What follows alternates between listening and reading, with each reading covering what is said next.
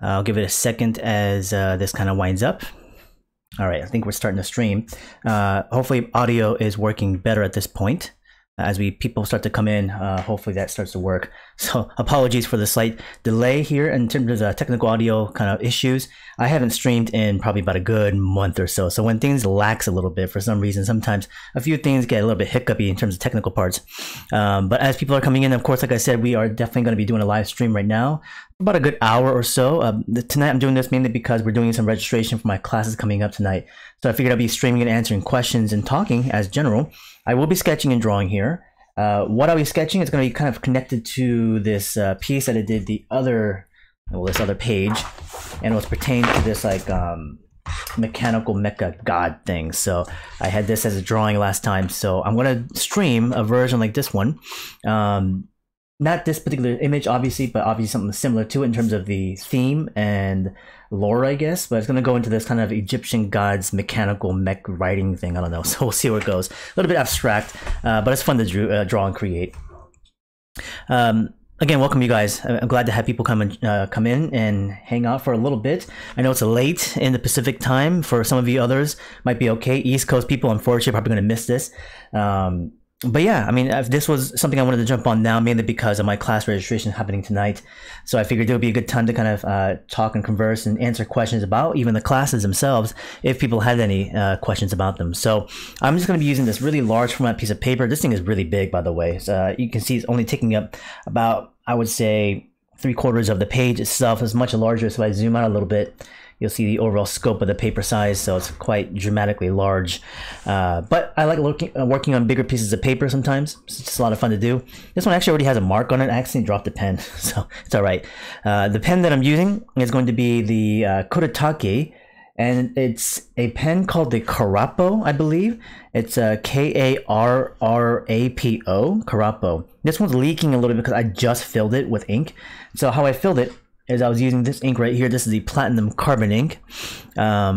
There is no minimum age for the class. It would be recommended if you have some prior experiences of drawing a little bit, even on your own. Some class experience like perspective classes can be very helpful, but there is no age limits for sure. So, and I also then use like this ink syringe, which I use with the bottle right here. I open up the back end of the pen and I'm able to actually shoot some ink in there, and it's good to go for refill. So this is actually a refillable pen that I use quite often. It's a great tool against the Kuretake Karapo.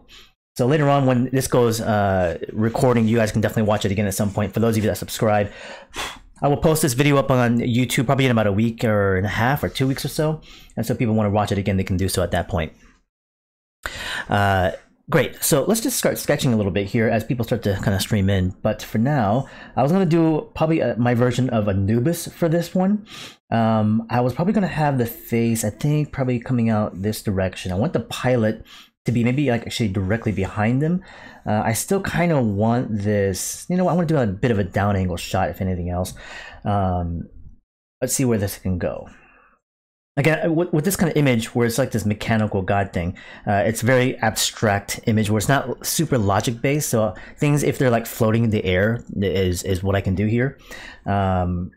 So I had it pointing this direction. Let's start off, and this first initial line and shape kind of dictates everything in terms of like mood and flow and feel, all that kind of stuff. So it'll be kind of important here. So let's see. Let's establish the initial shape that I want. Go this direction. Going around over here, up and around. So I'm not going to do any kind of underlay for this one. I just want to start right off and get a sense and feel like where this can go. I don't have a direct image in my head, as I always say with a lot of my streams. I have an idea, as I just stated. Anubis, mechanical god, pilot. From there, where this will go, I have no idea. Even like design-wise, this is going to be very interesting. We'll see what happens here. I'm going to create this like top visor form shape here. I'm seeing the head on this side going to the muzzle over here, lower portion of like a neck. Pilot's going to be sitting back on this end. So now that I've established the initial shape, I'm going to zoom in a little bit so that way you guys can see things a bit better. We have a question here. Speaking of your class, thanks for the fantastic instruction. With what you've learned, have improved tons, and then your first storyboarding gig this week. Wow, congratulations, man. That's awesome. Great to hear. Remind me, because I don't recognize the handle. What class were you in?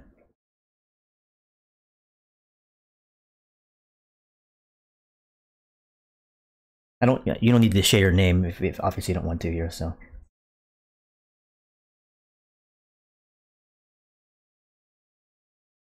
Let's see, top visor section here. Let's go into this side portion. Some mechanical details. This portion and that part. I want parts to be like oh, drop some ink over there. It's all right. I'm gonna leave that there. I'll use it to my advantage in some way later on. Good, Jim. How's it going? I have like a streak on this end, a splatter on that end, and you know, with these kind of pages, people are gonna be like, man, I want a clean piece of paper, but it's all right. I'll either make use of it somehow, or I'll just ignore it.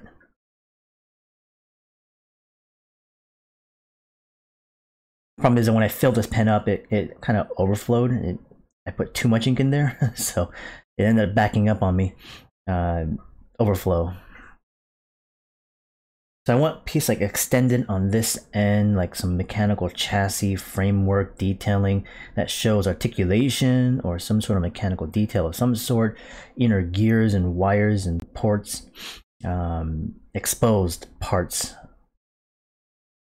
And I'm just kind of making it up. Even though I'm making it up, you know, where do I pull from visually when it comes to stuff like this? A lot of it comes from looking at actual robotics, looking at machinery, and of course then looking at design things already from other artists and seeing their interpretations as well, and kind of leaning towards a certain aesthetic or feel, whether it comes from like certain Japanese manga artists or mechanical designers for like games or whatever the case might be. So I pull a lot from multiple different visual information. A lot of times for like mech designs, I tend to actually even look at things like model kits.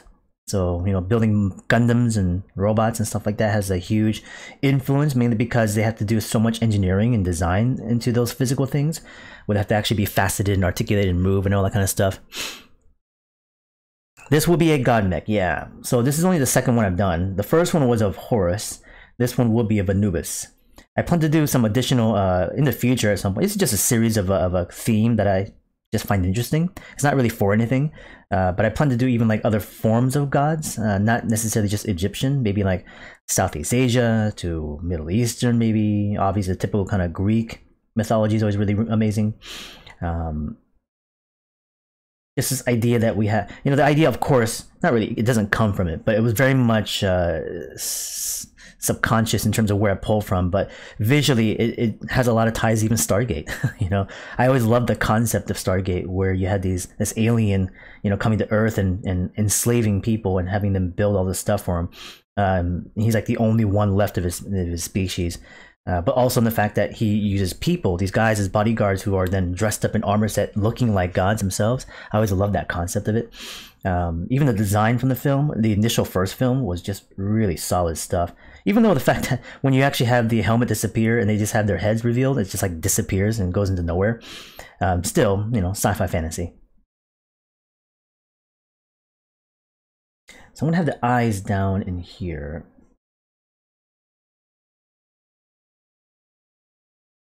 Like I said, this is going to be a front top visor that moves forward. I'm going to have the underside exposed over here too. The angle of view that I wanted was a slight down, but like I said, as I'm drawing it, things always kind of adjust and change even while I'm doing it. So we'll see.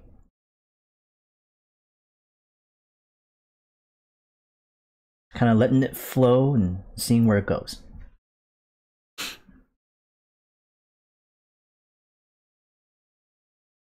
Oh, you took the training course and the full dynamic sketching course fall of 2020. Awesome. Yeah, Will. How's it going, man?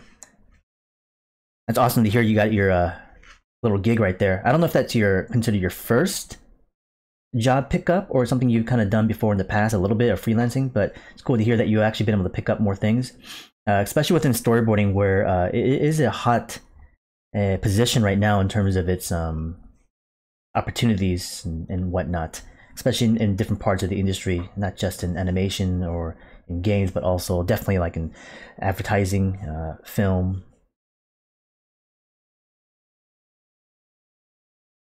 Let's have a break right there. Anubis having this more canine look to him, and have a large snout coming forward. Underside exposed. Design some shapes. I want them to be more blocky shapes, angular and blocky, square and triangles if I want to go for. Nothing too many rounds. There are some rounded areas in here too, but a lot of the other elements coming in are going to be much more blockier as an overall, and I definitely want to bring in some sharper shapes. So some of these parts I actually might even kind of straighten out, cut into them. Couple questions that I missed. Let me go back a little bit and see what we got here.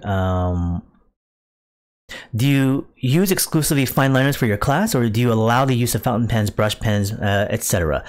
Well, in terms of the class, yeah, felt tip pens are the ones we primarily use. However, I'm also open to things like gel pens. So high-tech C's are great. I have another brand that I enjoy, which is Emoji pens, which are relatively cheap, but gel pens, mainly because they have a nice gliding approach to the paper. They don't hang up as much. It obviously is permanent. You know, the ink is not as nice in comparison to felt tip pens because of the gel ink. You know, when it dries, it smudges pretty easily.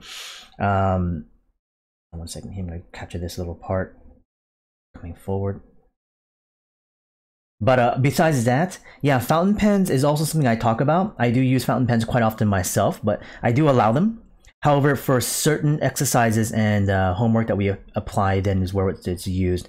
For some of the exercises in the very, very beginning, I would still recommend highly on using felt tip pens because of the fact that it takes a lot of the abuse of the exercise, where you may not want to use the fountain pens for stuff like that.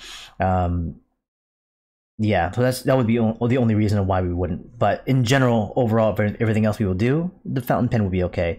Brush pens we do discuss a little bit, but it's not a primary tool that we go for. The other course that I instruct, the extension version, we do have a section in there where we go over demos and exercises on the brush pen. So in that particular class, dynamic sketching extension is where it would be brought in more, but not for the regular dynamic sketching. The size of the sketch pad right here, I believe, is about a good 11 by 14, I think. How was the trip to Yellowstone with Aaron? I mean, that was already, you know, several weeks now, but or more than like a month, but it was great. I mean, you know, being in Yellowstone, no matter what, I always just truly enjoy. It's such a beautiful environment, great to study the animals there, wildlife and whatnot. And also to be able to get out there and sketch and draw with those guys, you know, meeting up and just having conversations, catching up, and you know, they're also just friends. So it's great to actually get out there to do sketch work, but also to be able to you know, hang out. We have plans obviously to go to Africa, and that'll be happening in September. Aaron just posted his that he bought his tickets for it, so I plan to do so as well, probably at the end of this month. So there'll be a group going as usual. So let me zoom in a little bit tighter now that I got some relatively established things in place. There's going to be the snout over here.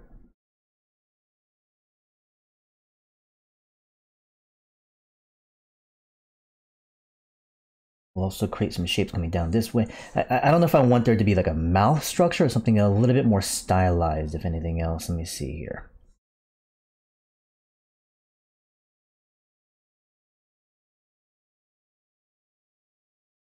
Expose negative part in that end. The pilot will sit up here on top. I'm going to keep working my way down this direction. Going to the back of the head, his ear is going to go up this direction, the classic Anubis sharp ear, and then down to the next section over here.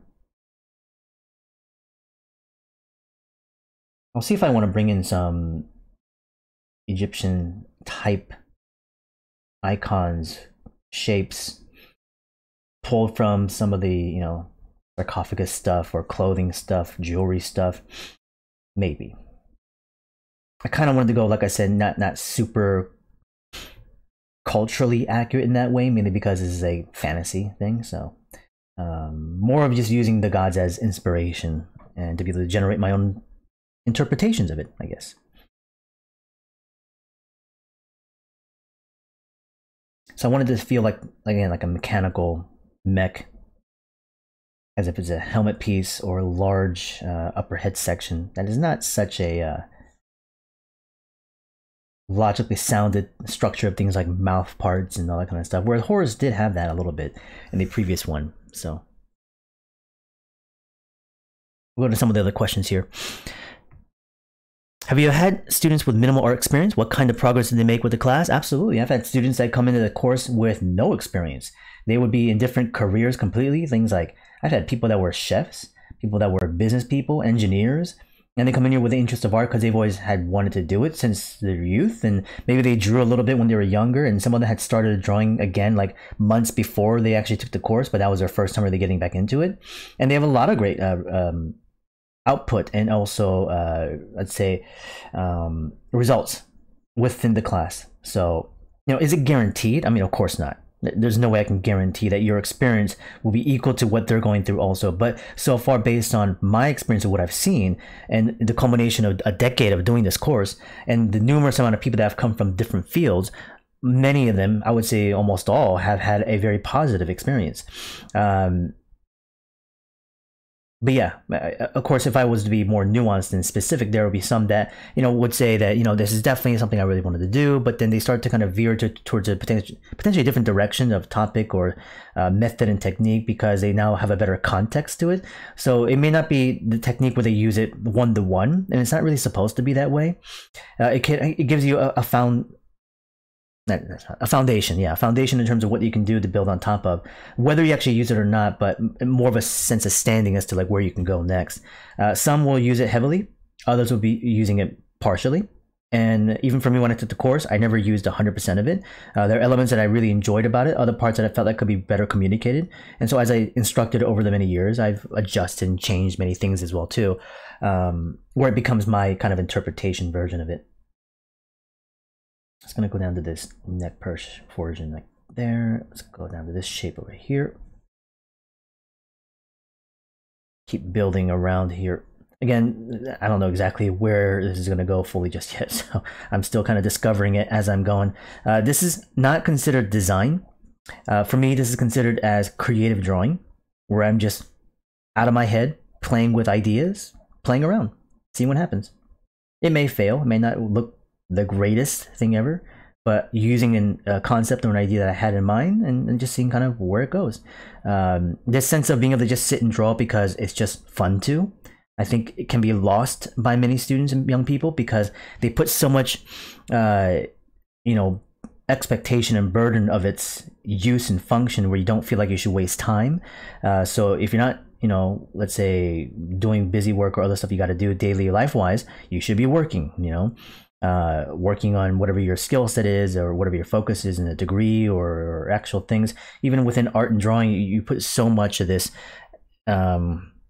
heavy responsibility, you know, towards being as not just consistent, but of course, you know, trying to be driven and balance all those things and trying to be the best you can be. So you feel like time-wise, you have to invest so much. And it's true, you know, you can't get away from the fact that this kind of skill takes a large amount of time to really build. But I think they also kind of overemphasize that too much, and they kind of forget about maybe some of the main reasons of why they even started in the first place. I mean, was it just because you want to get a job? You know, there are a lot of other things you can be doing to make more money potentially, and also potentially easier in terms of building a skill set. But yeah, that's what this is for me. Let's see, other additional questions. Thanks for some of the response, Jim. Appreciate that. When's the next stream? After this one? Hopefully next week. Let's see. I've seen portions of the lecture series you did with CGMA some years ago. Is your current coursework different in any major ways? I would say a lot of the coursework is going to be very similar in terms of some of the exercises. But of course, the difference is it depends on what you saw in the lecture series at CGMA. Because if you only saw Dynamic Sketching 1, you're only seeing the exercises. So lines, circles, building shapes, forms, you know, hatching, maybe stuff like that. But you would never have actually applied it. You know, drawing things towards observation, looking at stuff from references, and being able to actually transfer the information over. If you took the Dynamic Sketching 2 version, which does incorporate, you know, the observational drawing, then you're obviously going to use it a little bit further, but the information from that can vary dramatically from subject to subject, which I don't cover all the subjects in that class, and it can vary from one term to another one. You know, one session I might be doing a series of subjects that are going to be completely different than the term afterwards. So it can differ in that way, and that's one complete package of a class, you know.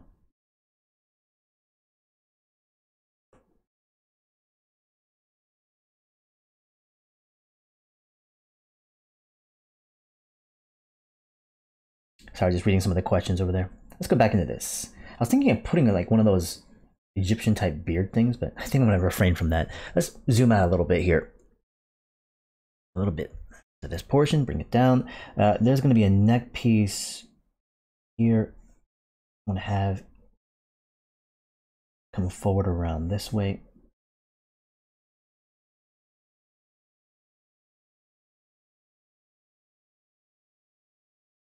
Sometimes I'll build like from piece to piece, kind of stacking it. Other times I'll just build a really big silhouette and start cutting into this. And because this kind of mechanical shape language or mechanical drawing is not really based on logic, you know, or function in a sense of like how things work in the real world, and because it is fantasy, I can just create random things and, you know, presume that it works.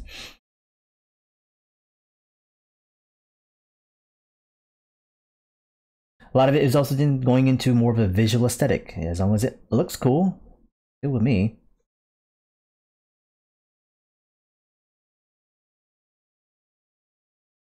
You know, where a lot of my mind goes into some of these pieces is using actual anatomy to retranslate as mechanical parts, thinking of where there could be things like fasteners, bolts, exposed parts for creating, you know, a little bit of noise and information.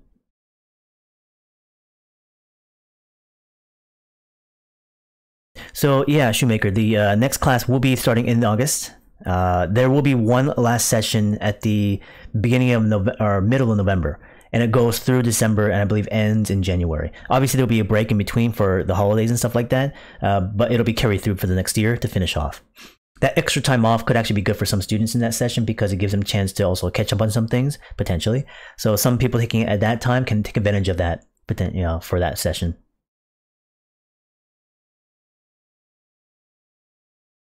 So Battle George is asking about online art education. Education is almost entirely based on fundamentals. You know, you guess it's because it's the easy thing for teachers to offer with the hands-off online approach. Are there any resources you would recommend for more design-based teaching classes?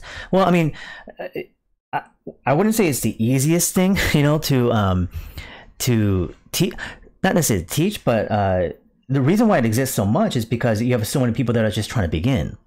And because a lot of the other people that have, let's say, intermediate to advanced level skills, you know, they're going to be working on their own potentially. They're finding other resources, and so they can kind of carry through without that feedback information at times. I'm not saying they're not going to look for classes that are more intermediate, and obviously those kind of classes exist.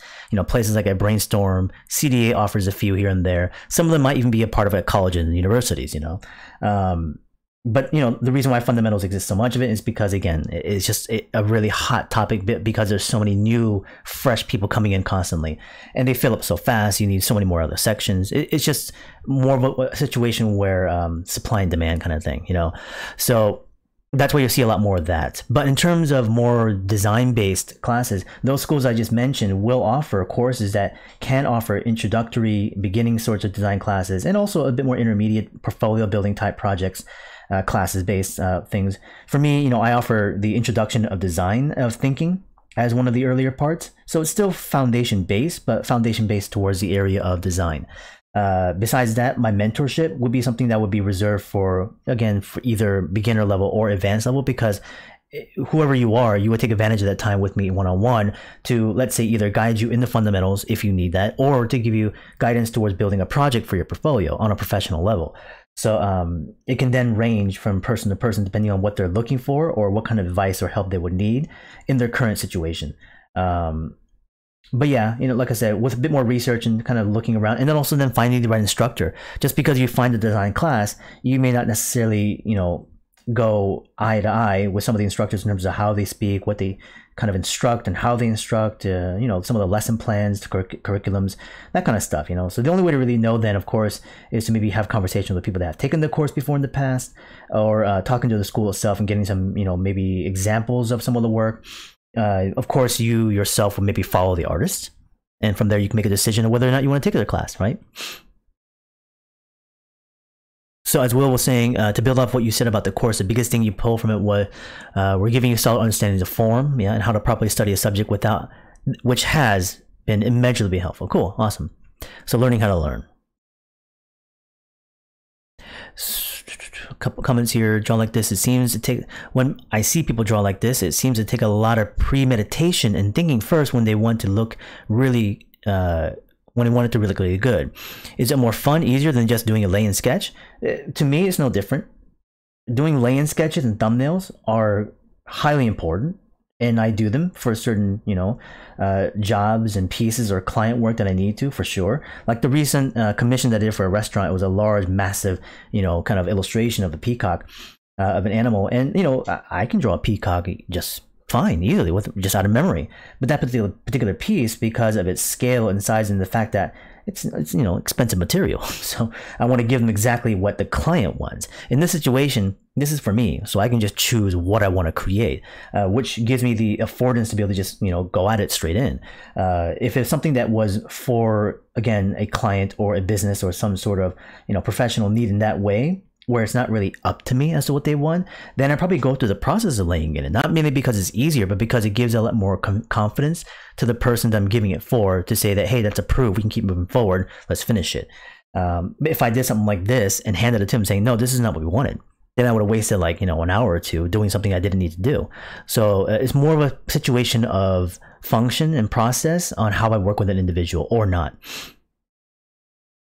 How would you advise someone to start thinking in 3D instead of 2D while drawing? I find myself struggling with thinking 3D forms while drawing faces, for example. Well, look at real things, right? I'm not saying you have to even look at real faces and people. I mean, you can look at forms that can be basically representations of human heads or even bodies. You can say, I can just start with the box, and a lot of people tend to do that, you know. But you can also find props and things like that, which are primitive breakdowns of heads. I don't remember the name of one, but there was one that's really popular that people use in education. But it's a head form that's broken down to planes. But using something like this as a three-dimensional object that you can actually pick up and look at in different angles of views, to say that, okay, here's let's say a bottle, and I say, now draw from this angle of view, and you draw it. And I took that bottle away and I said, now draw that from a different angle. For you, it might be a little bit easier because this bottle form is relatively simple to understand of its geometric form, planes and cylinders and boxes.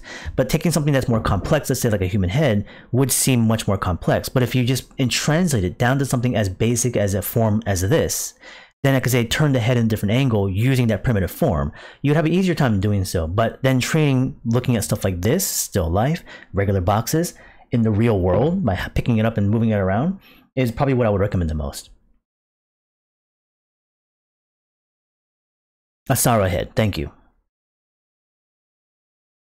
Roy is asking, how long did it take you to draw without underdrawing? Well, the thing is, even when I was younger, as you know, in teenage years and during high school and stuff like that, going into early parts of my schooling, education, and college, honestly, there were times I would just straight draw like this all the time. You know, I would do my interpretation of, like, let's say a Ninja Turtle. You know, I would draw a Ninja Turtle.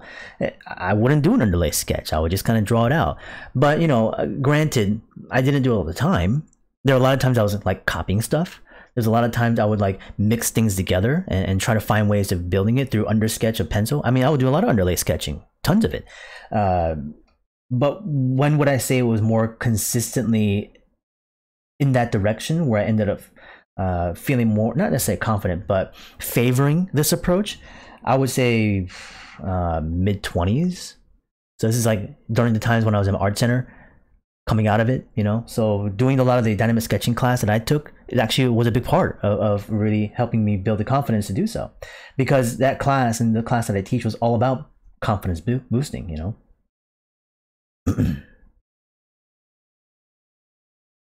I don't know what I'm going to do with this line just yet.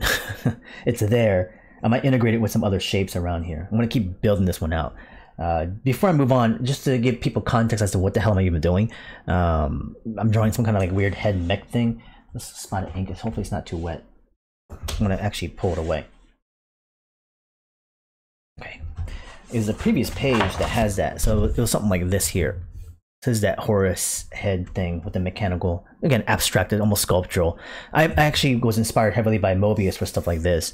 So I kind of want to do something similar to that as well. So this one is shape language wise more round. And I kind of want to go more square and blocky with this one.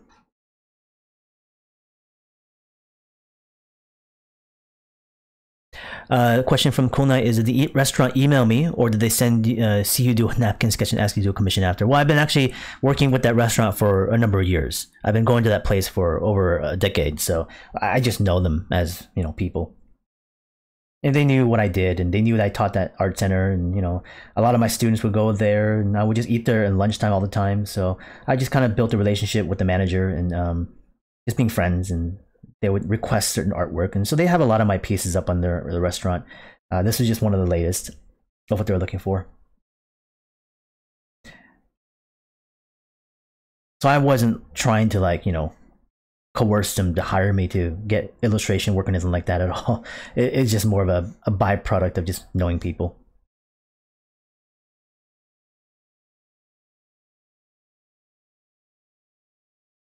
Mechs are your favorite from KB Rocks. Also, do you have a favorite mech from a show or movie? Oh god, there isn't one. There's so many different types of mech designs that I really favor.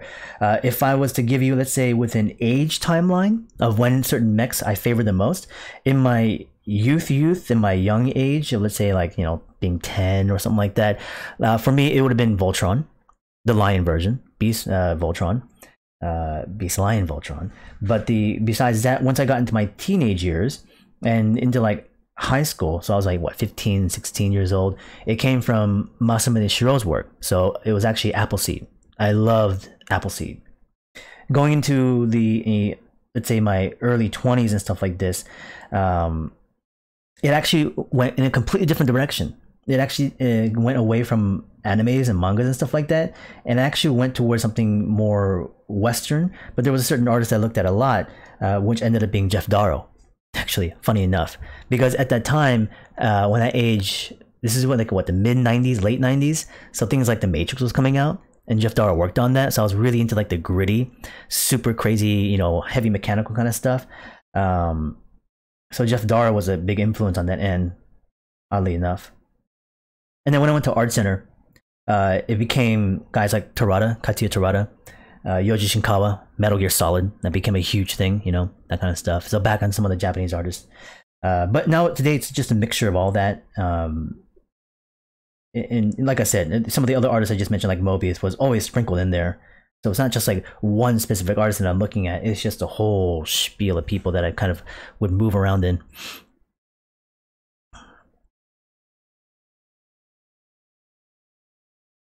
You watched the CTN talk a few times with the Dino Drawing demo, and I have a question, have a more fun question. Oh, more fun question. What's your favorite dinosaur to draw? Is it the same as your favorite dinosaur?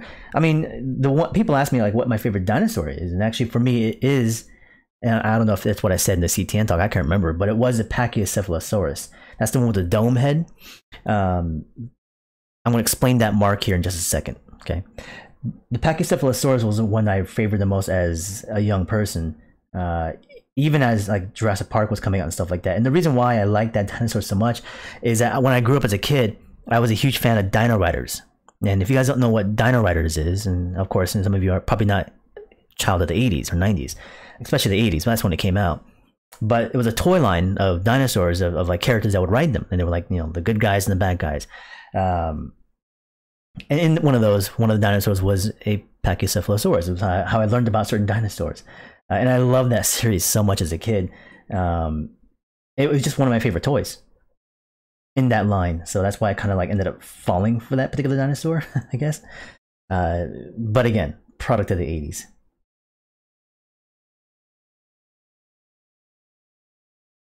Speaking of mechs, I saw that brand Blitzway. They just announced their new Voltron. figure, this articulated mech figure. Pretty crazy looking.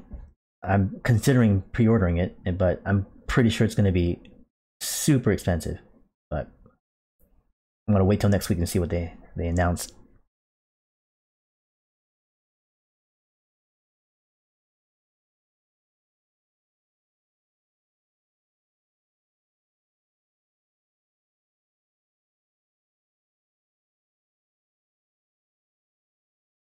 Yeah, your grandma taped that when you were little. That's funny. Have I ever bought any carnivorous plants to use as reference? I have not. I haven't, but I think they're cool. You know, things like the pitcher plants and fly traps and stuff like that. I have someone I know, acquaintance from high school years. She ended up actually moving into that field of carnivorous plants and selling them and producing them. Kind of interesting. I never owned them myself, but they are fascinating. Let's see. I'm going to put the control device over here. Some additional just mechanical details of nonsensical shapes and forms. I treat this one more like sculpture in a lot of ways. I'm just kind of feeling out shapes of where they go. It doesn't really fall into the area of like logic of how machines should work. I don't mind doing mechanical designs like that. I think they're a lot of fun also. When I do a mech design that fits to a world with real world logic and rules, then I think about, you know, weight and distribution and articulation and power sources and all that kind of stuff. But in this situation of a case, is more of a sense of like, you know, something godly and ethereal and fantasy. So I don't have to worry so much about how things actually need to work in this one. So that's why I'm starting to, I feel it more being sculpturally kind of an exercise instead of being, you know, a actual design kind of process. I said there's a lot more to do here, so this is just a start. I'm gonna put the pilot room right here. I'm gonna extend more to the back end on this side. I might actually produce a shoulder piece over here and extend out the chest piece down over here. So I'm gonna keep going like this direction essentially.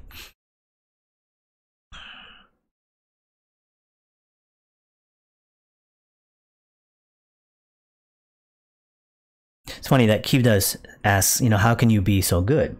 And my response to that is, well, there are people out there that are better. There are a lot of people out there that are far better and they're really good, and I enjoy watching them. It drives me to keep trying to be as best at my ability as I can be, trying to continue to grow and up my plateau. As I teach, since my main goal is to teach people to eventually to learn how to become better than me. My goal for people that are that are learning under my classes is that I want them to be better than me.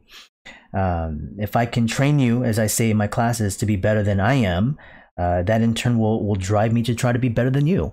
And that's the idea, is that we're always trying to strive to elevate the bar, and I don't want to stay stationary. So my daily practice obviously helps that, but my interaction with students and being able to pass on information and advice of things that I just know from my own experience helps me realize more about what I'm trying to do. But it also creates then the opportunity of watching people that grow and become better. And I see that and it's like, man, you know, this is just like, I thought, not really thought, but I know that there's so much I can do to keep growing. And when I see that kind of drive through other people, it continues to really stoke more of a fire in me. So that's a huge part of like why I teach. The Voltron kits, they would have come assembled. You struggle drawing from your own mind. Well, I can't say that most people would have an easy time with that at the beginning. You know, people would say, well, don't you draw from when you were a kid out of your head and that kind of stuff? It's like, well, yeah, but there were things that I've seen. You know, characters that I know. Would I be able to just generate my own ideas of characters? I mean, sometimes, but it'd be really rough and be really kind of bad sometimes too. You know, I would do a lot of storytelling and building just ideas, but you know, I wouldn't know exactly how to draw it properly. But I would just have fun and just kind of create it the best I can, right? But I mean, I'm sure there's a few people out there, a small percentage of groups of people that can just do it right out of their head instantly when they're, you know, out there drawing. but I'm not part of that small percentage. I'm part of the larger percentage of people that just had to grow after a prolonged amount of time, you know? So to be able to just kind of come up with stuff out of my head is you know, a result of a massive amount of collecting of visual data of things that I've observed, experienced, watched, played, traveled to, people I've interacted with. All those things are just visual information that continues to jump into my brain. So yeah, that's how it kind of started for me.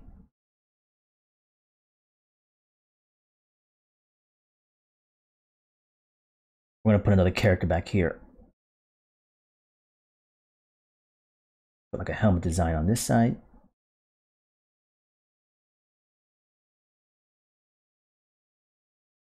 I wanted that kind of crazy Egyptian beard piece here.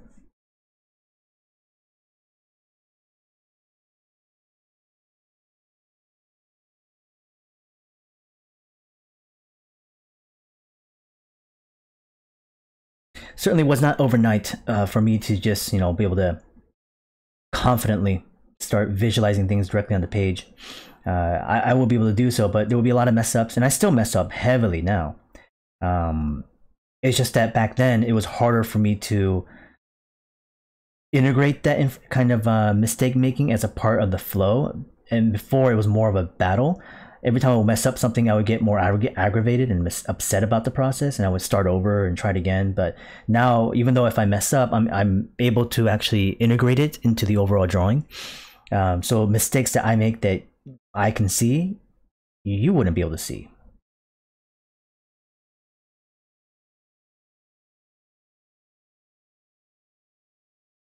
Let's put one of his hands here. Let's put the other hand here. These are top planes for like a glove structure. Put one of the fingers on this end. Let me zoom in a bit more.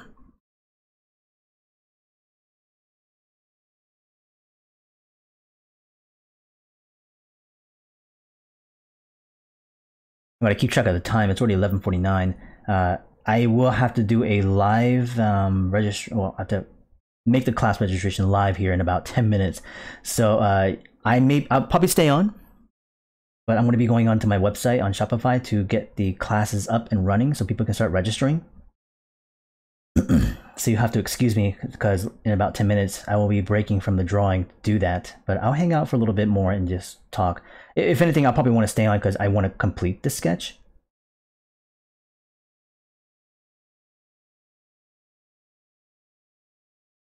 For a second there, completely forgot I had to do that. I'm here for the purpose of actually, you know, talking about the classes and registration. Not really talking about that specifically, but being here so that if anybody wanted to have questions about that, I can answer them. But yeah, we'll be doing that real soon. There's some hands. Yes, thank you, KB Rocks, for that reminder. There was a mark I placed up here. I was drawing this portion and I came up to this part right about there, and right at the top I placed in a mark, and I said I was going to explain that mark, and then I drew from it. There was this comment about, you know, how do you not do underlay drawings, you know, stuff like this. And the thing about that is that even though I may not have to do like an underlay sketch with like a pencil or something like this or a marker, I do a lot of landmarking. Okay, so landmarking is kind of like my underlay sketch. What I mentioned earlier is that, you know, mistakes that I would make, I can hide or disguise and you wouldn't be able to see them because I can integrate them into the overall drawing. But so are actual constructive lines. So construction or underlay sketching is something that helps me, you know, communicate things like form or proportions or certain details and placement of stuff for, you know, the overall drawing composition. And for people in the beginning, they have to use, you know, let's say like pencils and other tool sets to roughly go in there to get a sense of where things go. So for me, not having to do that, you know, going in there with straight pen without any sort of underlay, the fact of the matter is that I am actually still constructing and marking and putting these kinds of data of information for myself to know where things are going to be placed, what the form will look like, where the details might go. So these things are actually being marked. It's just that if I didn't tell you, again, you wouldn't pick up on it. To me, that little dot was a very important dot for several things. One, for the symmetry from one end of the ear to the other, okay? Placement for the angle for this particular shape, right? And it gives me general sense of composition of the angle and the perspective, because I could have made it too tall, I could have made it too short, but it was just a mark, so I can now visualize everything else that happens around it. So there's a lot of information there due to the exercises and the experience and the practicing that I've done in the past. So one mark has a lot of information, where one mark for some people might be nothing, you know. So it's that kind of thing that I think can change people's perspectives on how they draw. Because you assume that somebody can just, you know, pull this out their, you know, whatever end, just randomly. But it's not just that. There is a lot of thought process that goes into this. There's a lot of experience, of course, you know, obvious things like that as well. But some things are heavily trained and done so often that it's so innate that even though I did it, it wasn't a conscious even thought. It was more of a reaction by thinking, I already knew how to do that. So now it's just me reacting to it, you know? But that's me doing it in that way. I'm not going to speak on any other artist's behalf on how they just draw out of their heads. For instance, you know, guys like Carl Kapinski, you know, the guy is an amazing draftsman. The guy can draw out of his head also just as easily. You'll see him do a lot of underlay sketching recently, but he doesn't need to do that. He can go in there with straight pen also. And the guy can draw with two hands, right? But I wouldn't say that the way I think in terms of the whole idea of construction and underlay sketching and build up is something that he thinks of it in that same way. Probably not. You know, he probably has his own types of training and exercises he's done in the past that has helped him build to that level of confidence to draw things out on the page without any sort of like preemptive study of work or, you know, placement. 11:53. Okay, almost time. So for those of you that are, you know, here obviously to watch the stream of drawing.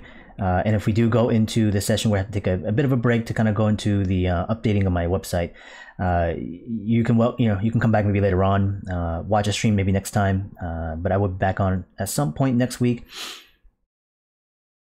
just to do another one, because I want to get back on the Twitch stream again, because I haven't been on for a while. So I do apologize, because I know that I've always mentioned the fact that I would be on more and more, but sometimes it's hard to, you know, stay consistent when certain things, especially when you get so busy, which I'm sure a lot of you guys understand, because everyone's busy in their own way.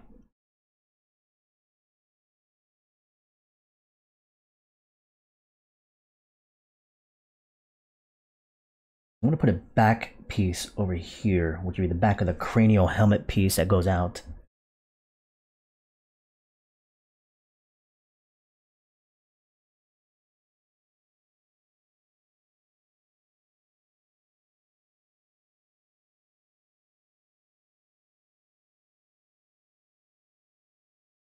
As you notice with the pen, you'll take note that I don't hold it like this.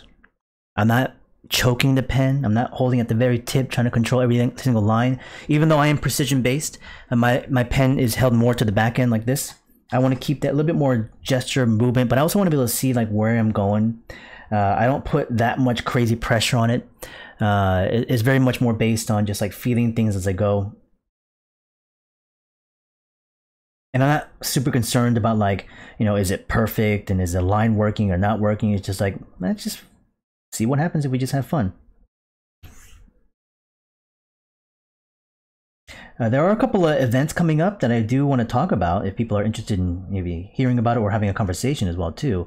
There are things like Lightbox coming up real soon. If anybody knows anything about that or wants to share also their own thoughts to let people know about what it is, it'd be great. Lightbox event comes up in September. I'll also be a part of this expo convention that normally would happen on site, but it's going to be online again, which is for the Icon Manila, which is actually like a Comic-Con in the Philippines. So typically I would be in the Philippines for something like this if they were going on as an actual thing, physically and location wise, but they're going to do it online again this year, as they did last year. So I'll be a part of that one as well too, which should be pretty fun. A lot of amazing artists are going to be a part of that one. A lot of Marvel cinematic artists, a couple of fantastic, great, you know, visual development people from animation and concept artists from film. I think I'll be really the only one that's like super heavily invested in like education. A lot of those guys are, you know, crazy, crazy good.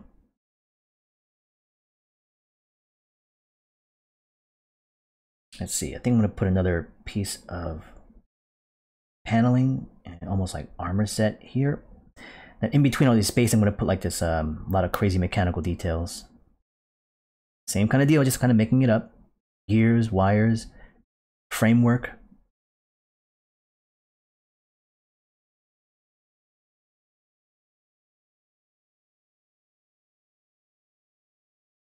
As it connects to the back end here.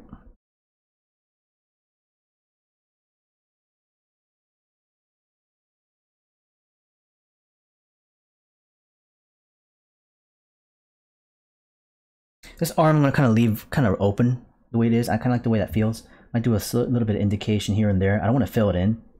I need to get into more of the habit of not overdrawing things. Even though I tout that all the time in my classes of not over detailing, not overdrawing, but I fall into those traps myself constantly. So whenever I see an opportune time, it's like, oh, actually, I kind of like that the way it is. Just really simple silhouette. I'm gonna leave it.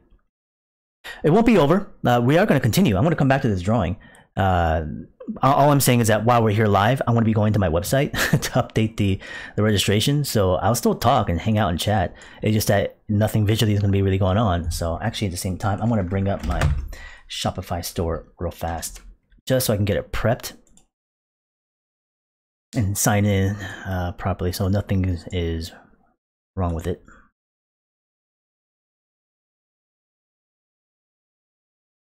Let's see, was there intention behind the pilot visor matching the mech face shape? No. That just happened to repeat in the shape language. How conscious of repeating shape language are you while going through this? I would be in design. In this is more muscle memory. Smudging the ink? Well, thankfully with this particular pen, it's not pulling up. Like gel pens, if you put the mark in there, it pulls up the ink and it sits on top. Where with this one, not being metal tip, this is actually a felt tip pen. So it's more like a sponge. So when you draw on top of it, it's pushing ink into the paper. So it doesn't really sit on top. Even honestly, if I just put a fresh new mark on here and I just kind of smudged it, I mean, right then it probably would smudge, but if it just sits for a couple seconds, honestly, it will dry out. So it's a nice pen for that. It writes really beautifully. Great line, holds up the pressure pretty good. It's a cheap pen. For those of you that are joining now who didn't hear in the beginning, but this is called the Kuretake Karapo, I believe. K-A-R-O-A-P-O. You can buy them as a blank, so they're empty, no ink inside. So it comes all separated, and you just use your own ink. I use this ink here. This is a carbon, platinum carbon ink, and I use this to saturate the inner felt liner, and you just put it together. You can actually pop up the back end over here, the white little tip section, and I use a ink syringe. So I use this ink bottle with a syringe of an ink. It's blunted edge, and I just put it towards the back end over here, and just refill it with ink. Good to go. As we roll into in-person teaching again, will you continue to offer your online classes as you have through the pandemic? I will, for sure. The only place I'm going to be going in a physical location will be the Concept Design Academy. That's it. The Euchre's pen I still have used. I still enjoy them quite a bit. I like that one because it's converter based. So both of these pens work really well. It's just that this tip feels a bit different compared to the felt tip liner one. Ooh, it's 12. I gotta get over to the products. So you guys can keep hanging out and asking questions, but I need to update my products real fast. So excuse me while I also do this, and you are welcome to continue to ask questions. But I'm going to jump into the dynamic sketching one first, Tuesday. And I am going to go down. Let's see, let's update our stock available upwards of. I'm going to go. What did I even ask or say in seat wise? Didn't say. But I do 15. I do 15 here. Just by 15, save. Okay, let's go back to Wednesday.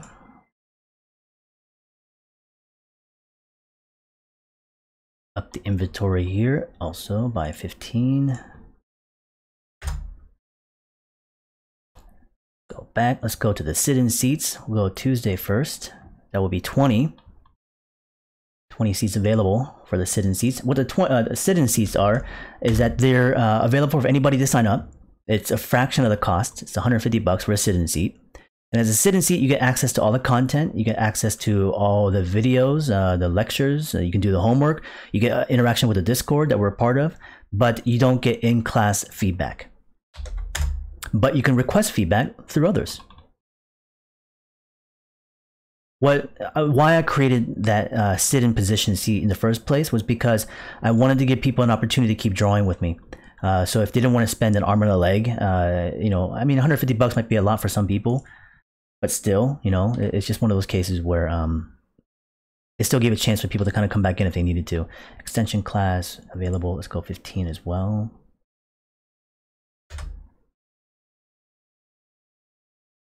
Sit-in seat for extension. Go 20. Some of these won't fill up all the way. They might eventually, maybe, but this first night, it'll be okay. Intro design thinking. Intro design thinking is my intro to design class, but it does talk a lot about the strategy about design. 15 seats in this one. Actually, no, I keep it at 10. 10 seats in design thinking. And the first time I'm offering sit-in seats for my design thinking class. So this one will be 20.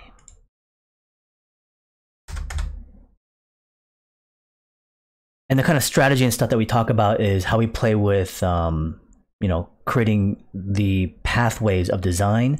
The mentorship one, I have to talk to people individually for that later on. Let's see, the 1 hour meetings. I'm going to open up 2 seats for this one.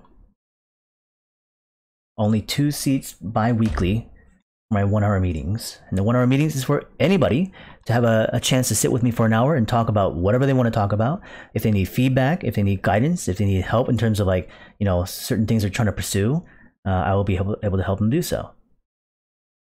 Well, we're already down to 9 seats left in dynamic sketching on Wednesday. There's 13 left in Tuesday. Okay, everything else is still good to go. The sit-in seats are going very quickly, so those will be out pretty soon.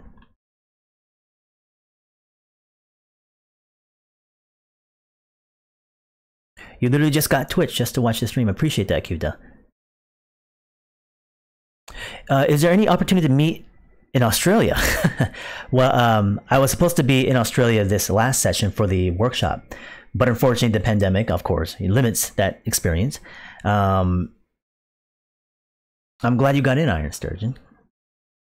And if you have any questions about it, please, you're welcome to ask. But I'm hoping to be back to the workshops at some point in the future. You know, CDW is a school that I work with. CDW in Adelaide, Australia. It's a great school if you're interested in, like, actual in-class work, or I mean, they're an actual full, you know, full-time class now, school now. So it's not like an individual class you can just take. But that won't be a great one, you know, to look at. But I have done a workshop there a couple of years ago. I did one for this year, this last week, online. I would hope they invite me back for an on-site thing in the future at some point. It may not be next year, it might be another couple of years. But that will be the next time I'll be around that area. I just want to double check and make sure everything is up to date, stock-wise. It should be there, okay. Let me just refresh. Okay, yeah, they're dwindling pretty quickly. The Wednesday class seems to fill up pretty quick. Usually the Tuesday class would go real fast, but today it seems like it's Wednesday. But yeah, these will be in stock for at least over the weekend. When I release my classes at midnight like this, a lot of the West Coast people kind of fall asleep. So and especially the East Coast people, completely miss it because it's so late for them. It's like 3 in the morning for them. So they won't see it until probably in the morning and then maybe sign up. But yeah, as soon as registration ends, well, not really ends, but really gets into the deeper side of actually getting all the numbers. I would like to, at least this week, Mojo Art, send out the links for the Discord. So I'll send it by email as a group.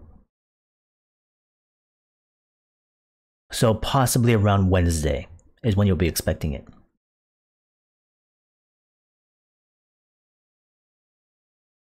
Okay, we should be good there. Let's get back to the drawing. I'll keep an eye on the seating positions there once in a while, just to see stock and where it's at. Let's see. Let's get into this guy's face over here.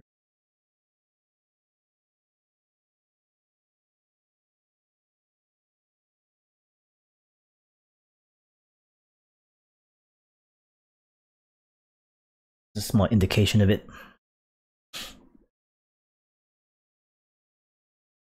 Excuse me, as I open a drink as well off the side. Hopefully it's still cold.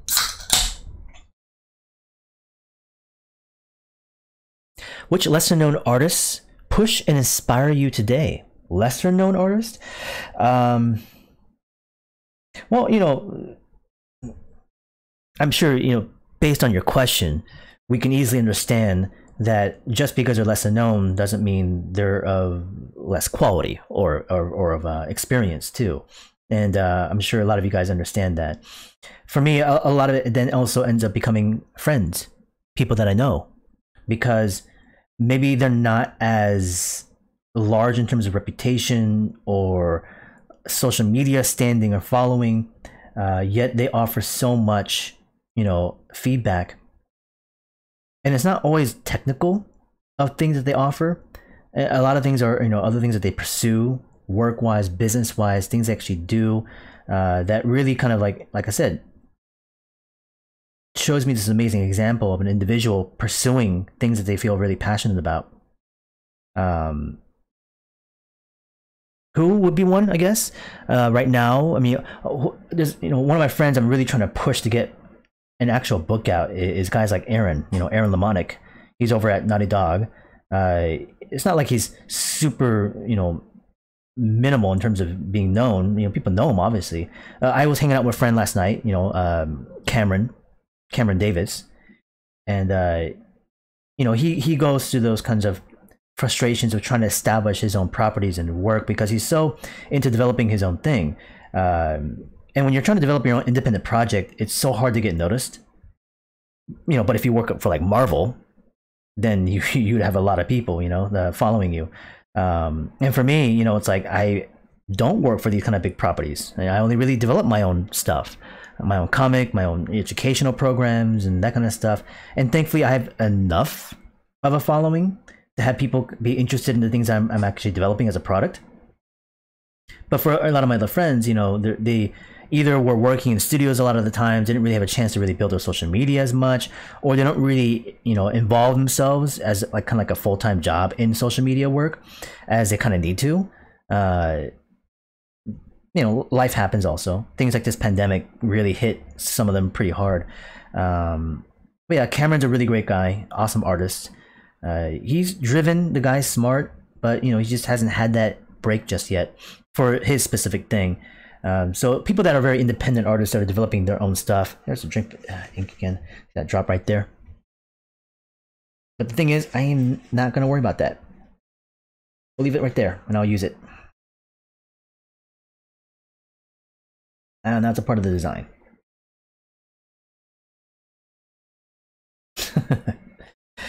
Also, guys like my friend Izzy, you know, Izzy Madrano is also one of those type of artists who's, you know, he's worked for a lot of studios. He's very interested in developing his own storytelling, that kind of stuff. But when you're developing your own ideas and IPs, it's so hard to get anywhere. And even the comic that I've developed, it's not big and didn't really go anywhere. And it's my own personal kind of pet project. And I just enjoyed making it. And I'll still keep making it. I'm planning to do more of them in the future. So.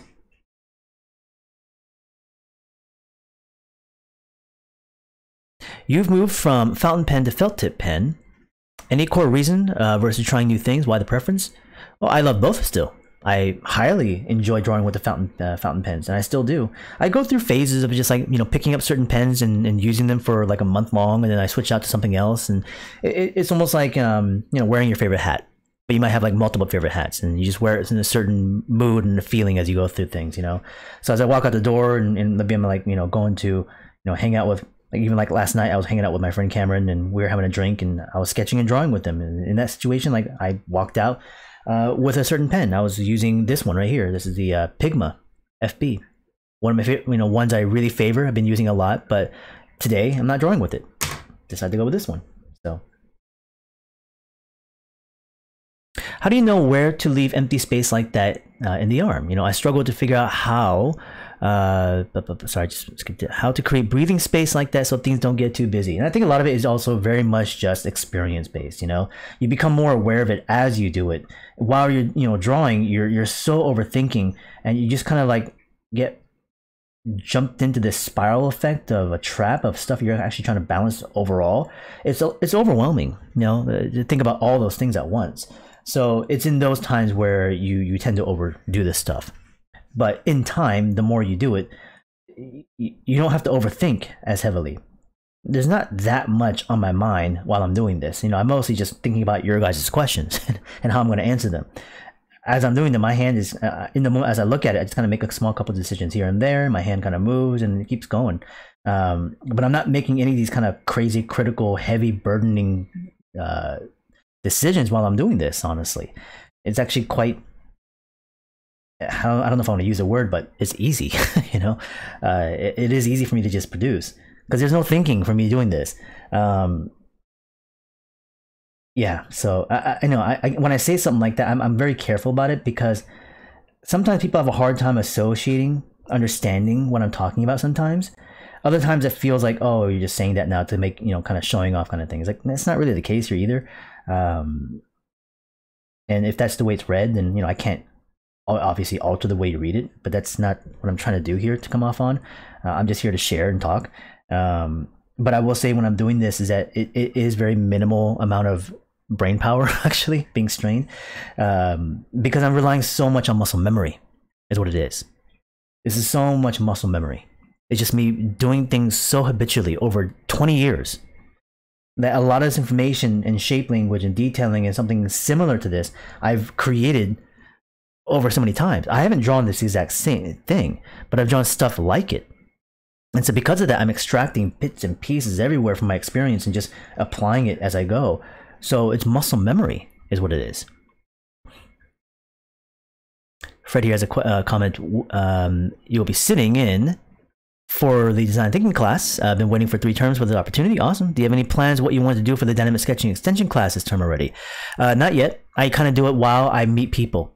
Usually the groups of people that I interact with and teach kind of dictates the flow of the class. Sometimes I can make it more challenging based on the overall feeling of the people's performance.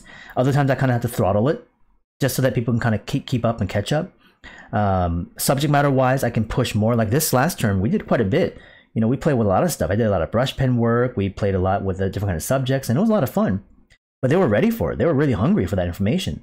But others need a bit more of a more linear approach to things, you know. So, but it's all very much dictated by that. The groups of people that come into the term is all very much by chance, and it's not. I'm not saying that they're all bad experiences either. I'm not saying all, but I'm saying that not some of them are bad. I'm saying that they're all different, they're all unique, and they're all equally as great of an experience. It just, you know, depends on the individual people there in terms of what we talk about, what we go into, that kind of stuff. The load of it, the course. But it all goes back into those, you know, base fundamentals and a lot of conversations about mindset, about what we do in terms of drawing and how we approach it mentally. Yeah. Just got your place in the extension class. It's awesome, man. Ink and Cayenne, thank you. Cayenne. My girlfriend wasn't happy that I woke her up at 8 on a Saturday over here in the UK. Awesome, man.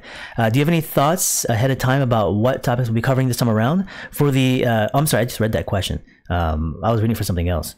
Oh, it is the one afterwards. Fred asked that one now. Yeah, Ink and Cayenne. So no, I don't have exact thoughts as to what we're going to cover in extension, but we definitely will cover a lot of similar things from this last term. So, you know, we will do brush pen work. We will definitely be doing watercolor stuff. So to give you a bit of heads up, you might want to, you know, get some watercolor materials. What you should get is at least one small limited palette case, like a Winsor Newton watercolor set. You know, having like 8 colors, you know, something like that, really small. It comes on a little white plastic casing. 1 brush, 2 at the most, 1 flat, 1 round brush is all you need. That's it. 2 brushes, watercolor case, and then of course your pens to draw with, and paper. Paper wise, just getting any sort of like watercolor paper, even if it's on the cheaper end, is okay, because you're going to use it more for educational experience than anything else. So don't worry about trying to get all this like high-end material and stuff like that. You're going to go in there just to play with them first. So yeah, that's what I recommend you would do before we start. So Chorus is asking, you understand a lot of this is practice, but with the way you draw, how do you maintain consistent proportions and volume of complex designs like this? You're good at expressing details, but that's where I fall short. Proportioning is probably one of the more difficult aspects of drawing in general, especially not even just within drawing and creating things that don't exist, but also creating things that do exist, like human beings, you know, animals. Drawing correct proportioning on those is incredibly difficult. Consistent proportion is also about length, but also scale of sizing, right? And it's easy for us to misscale or misproportion length of things on anything that we draw. Vehicles, props, people, animals. So where does that come from?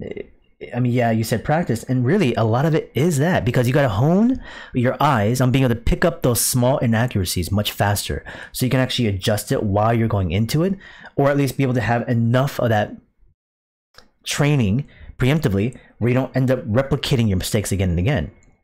But you have to make a lot of those mistakes in the beginning to be able to compare and contrast like what you were doing, right? What you were doing wrong, essentially. But then you also need a lot of feedback to bring to attention of things that you don't even catch. Because all the mistakes you might make within proportion, you don't see them in the beginning, you know? Would you say it's kind of meditative? Oh, heavily. It's extremely meditative. I can do a mode where I can be drawing and you know, it's like,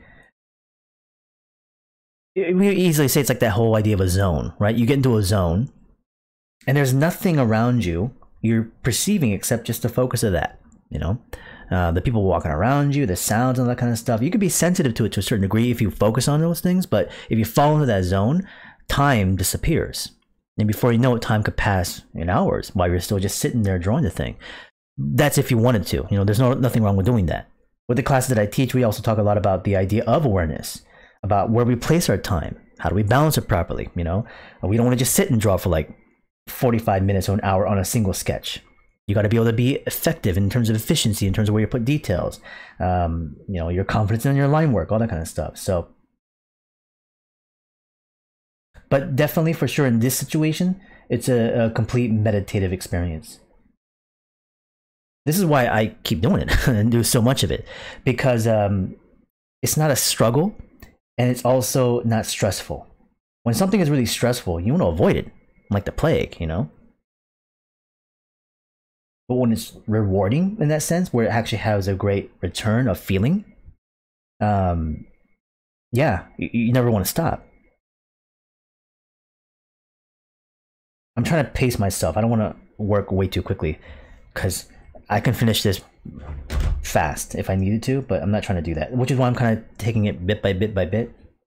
It's only been hour and 12 minutes for the stream, so that's sometimes a bit of a problem that I have in the stream, is that when I do the work, I kind of get done a little bit fast. You notice me kind of doodling small things once in a while, and it's usually in those cases where I've actually completed what I need to complete, and now I'm just kind of noodling the thing, and that's really a bad place to be in sketching and drawing. But I want to carry it through because I want to keep, you know, talking to people and answering questions, and people are still involved in that kind of stuff, so I keep that prolonged effort of working on things. So here I'm trying to pace myself to make sure I have a lot of areas to still work on. So do I still have books available? If you go to superanius.com, you'll find my dynamic sketching book. Vanilla Beer, yeah, you're welcome, man. Thank you. Design thinking is mostly digital. It's open format in terms of mediums. You can use whatever you want.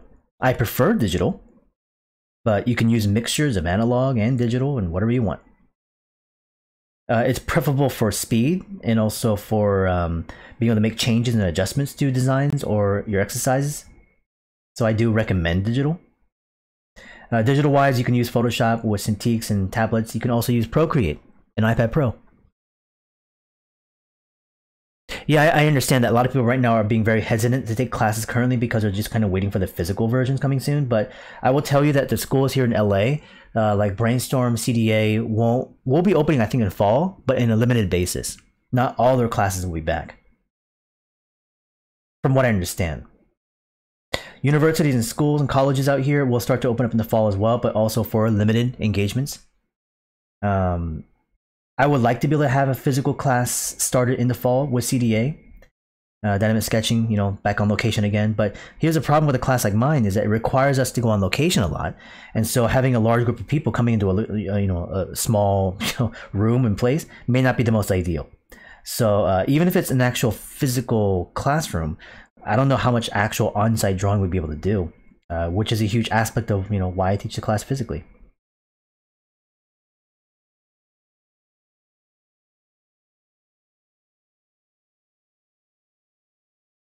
Let's zoom out a little bit, see where it's at. There's my interpretation of Anubis. I'll put his name over here.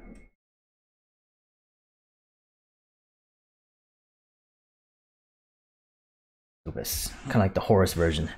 I'm going to keep building out this lower half in this section here.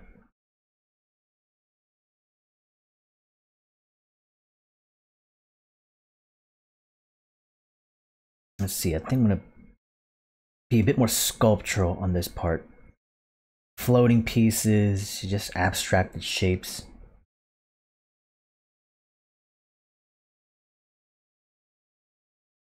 Not going to think too hard about function and engineering.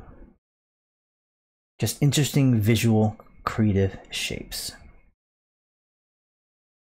Think of the other one, just to remind myself what I had done. The bottom part was like these vents and things like that. There's a kind of a cockpit in the back end over here, so I think I might even try to incorporate this idea of like inner vents and mechanical information instead of like structural stuff. So I'm gonna look up some of the questions here. Chorus action, no problem, man. I'm glad to hear that you've been practicing daily. Would you say there are any fundamentals that are not commonly recognized as such or forgotten in popular education? For example, Cynics talks a lot about finding the right drawing speed as an overlooked fundamental. I talk about speed a lot in my dynamic sketching classes, actually.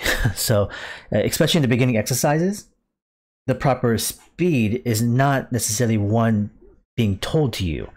Proper speed is found by you actually doing it. But also the description of drawing speed, like what is that? How would you describe it? Would you say drawing speed is you moving your hand really fast? I certainly don't think that's the case. Do you think I'm actually moving very quickly here? No. But this particular drawing, I could complete, I did it in an hour now, but in terms of the amount of time I'm talking and also drawing and the pace I'm at, I could probably shrink this down to like, half an hour, right, to do what I have right here. So, but is that speed going to come from my movements? Not necessarily. And the fact that I don't have to speak to people, I can just sit there and just do it, right? So the speed then is not just only about how fast you can move. Speed as a concept is also about your understanding of the subject, right? For me, it's also about the idea of having decision making as a part of this process. Decision making for me is now also relatively even quick or even non-existent. It's reactive based. I can just kind of go in there and knock it in because I already know what I want. The hand is now just doing it, Speed also then comes from this idea of familiarity. You understand what it is you're trying to draw because of the deep visual vocabulary of information you have already at that point. So there's no hesitation as to like what it is you're trying to even create because you know what it already is. That then comes from this, like I said, a large amount of preemptive study and training, which everyone here is attempting to do. So, and dynamic sketching, the class that I teach, is a huge aspect of how I built for myself.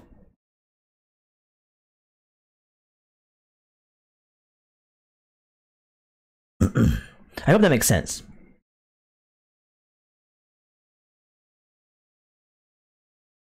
Rhythm, I see what you're saying. Well, in figure drawing, you will find that a lot as well too. Rhythm of the figure, being able to control line and movement in certain ways. Tempo is another thing too. So for me, rhythm comes into the drawing for sure. Not at the earliest phases of building, but at the later stages of actually implementing things like hatching. So I find a certain rhythm of movement.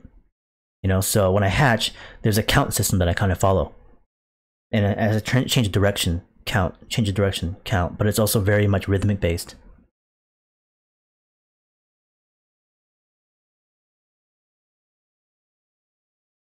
But that, I think, in a lot of ways, if you think of it, goes back into this base topic, what we talked about with muscle memory.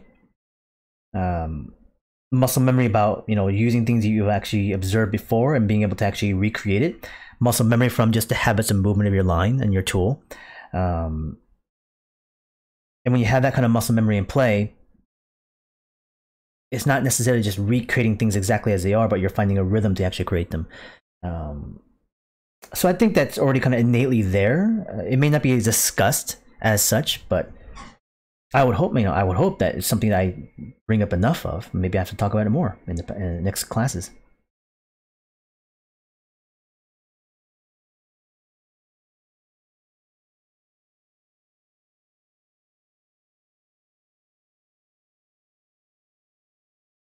It's hard to, I think, build an understanding of stuff like that when it goes into digital art.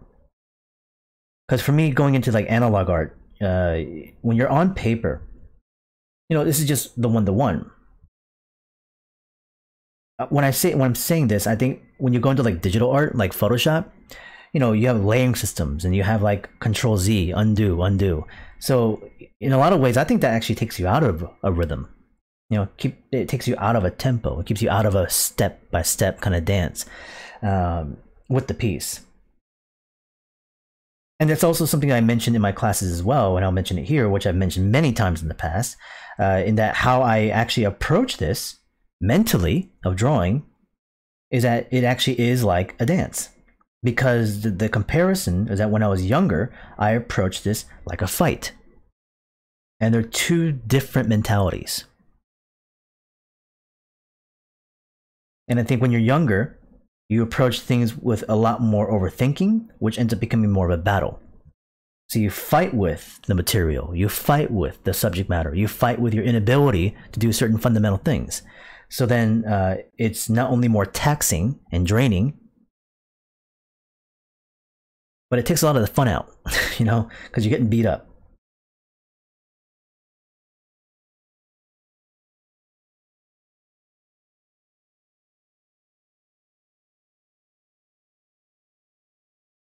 I still have this line right here. I don't know what I'm gonna do with that just yet, but I still want to try to incorporate that somehow. Not really thinking about it, but I'm just kind of waiting until I build up enough form content. Then I'm going to integrate that piece. I say piece, but it's just a line that was messed up earlier. I dropped the pen on top of the paper, and it rolled, and it made that mark.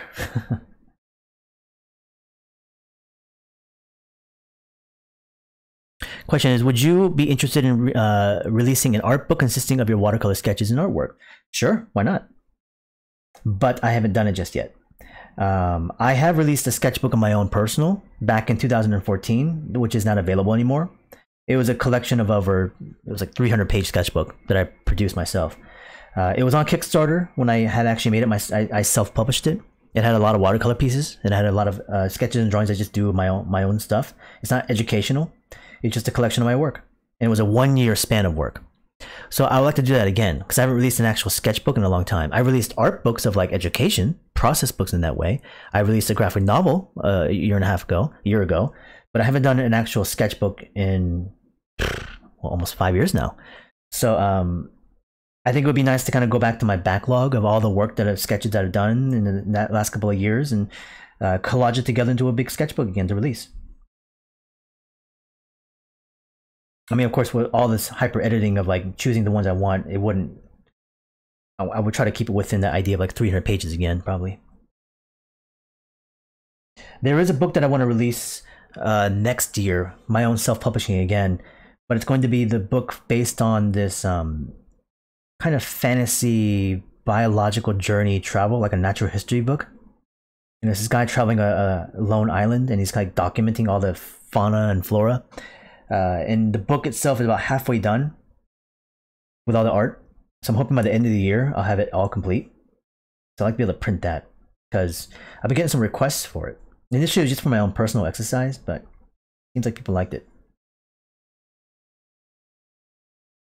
Have you ever wanted to move and live somewhere different, or do you feel pretty established where I am now? I'm pretty happy with where I'm currently in LA, but I will not deny the fact that I haven't thought about, you know, it's like, well, you know, do I need to be here? Especially after the whole pandemic and, you know, schools got shut down, and then I started my own school and not having to actually be at a location. I can teach anywhere.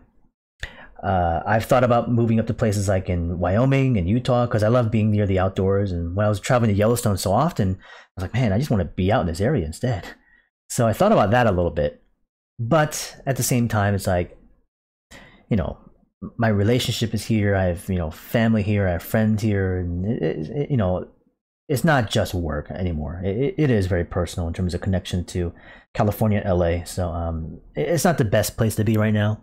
Even then, prices are high, and especially if you're trying to work in the industry, it's kind of hard right now. But for me, again, it doesn't really matter where I go. So just waiting for Comic-Con to open back up. Yeah, you and me both. This year in LA, though, they are opening up Kamikaze or LA Comic-Con. I think that will happen in December or something like that. So that actually will be a live event. Lightbox will be online. They'll be back next year for sure, they said. Well, they say that. Comic-Con San Diego, I actually really hope they come back next year. You know, this year I knew, even if they said they were going to come back, I knew they weren't going to happen. You know, it's too soon. But for next year, there's a potential chance. I would say, I don't know if it's 50-50, more like a 30 or 40% chance.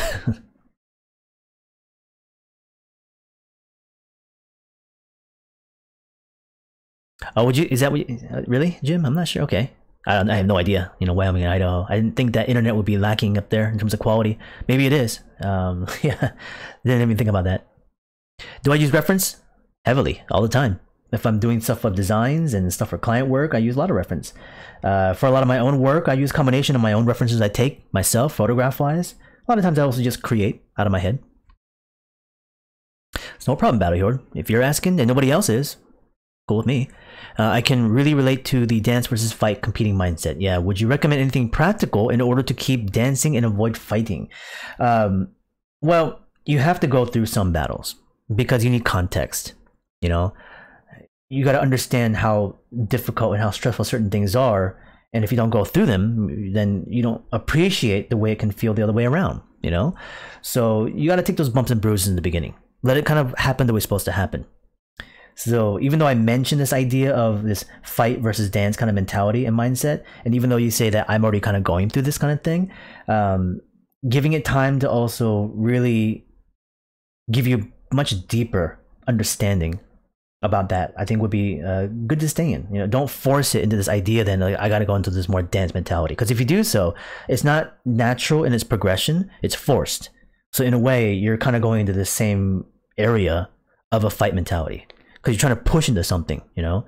So it's not of a gradual shift that has to happen through your own experience. And nobody can show you the way to do it, and nobody can tell you anything to make you all of a sudden realize that overnight. This is a situation where it's a very personal journey, you know? That's all I can really say about that, because it's so unique per person. I'm sure, I hope that you would understand, you know, what I'm talking about. And I'm sure it seems like that you do. But when people are looking for then certain ways of finding an advice or information to kind of overcome their own battles and stuff like this, it's one of those situations where nobody can, because I'm not fighting your battles. You know, you are.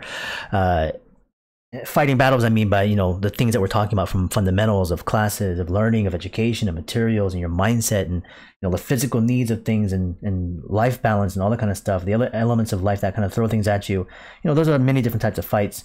But yeah, I think the only thing I can say about that is, like anything else, you just don't give it up, right? Easy for me to say, but in action, of course, it will be difficult. But I do hope that you're able to come to some sort of balance in that way. All right, let's go to the lower half now, a bit further down, and start building up a bit more. At this point, I'm going to actually get into more just crazy, weird, abstracted, mechanical jargon. I wasn't trying to build a full torso of this thing. I just wanted like the upper head, neck area, chest, and just like weird sculpturally placed in mechanical parts. However, I can still integrate some sort of visual anatomy to some degree. Yes.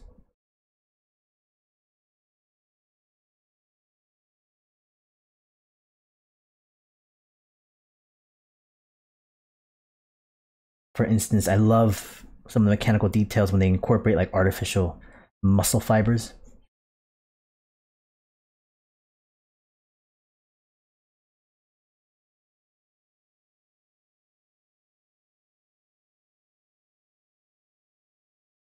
I forgot what Mech design that did that heavily in. I know Shiro did that a lot with his Ghost in the Shell stuff.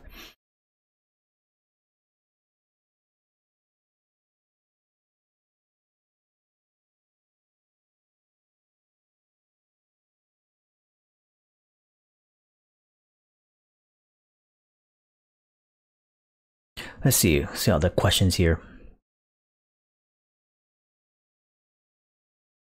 Question, Edgy Artist is saying, I've found art studies 3 to 5 hours a day much harder than art work 6 to 8 hours a day. It's been hard in general. Any thoughts? Oh,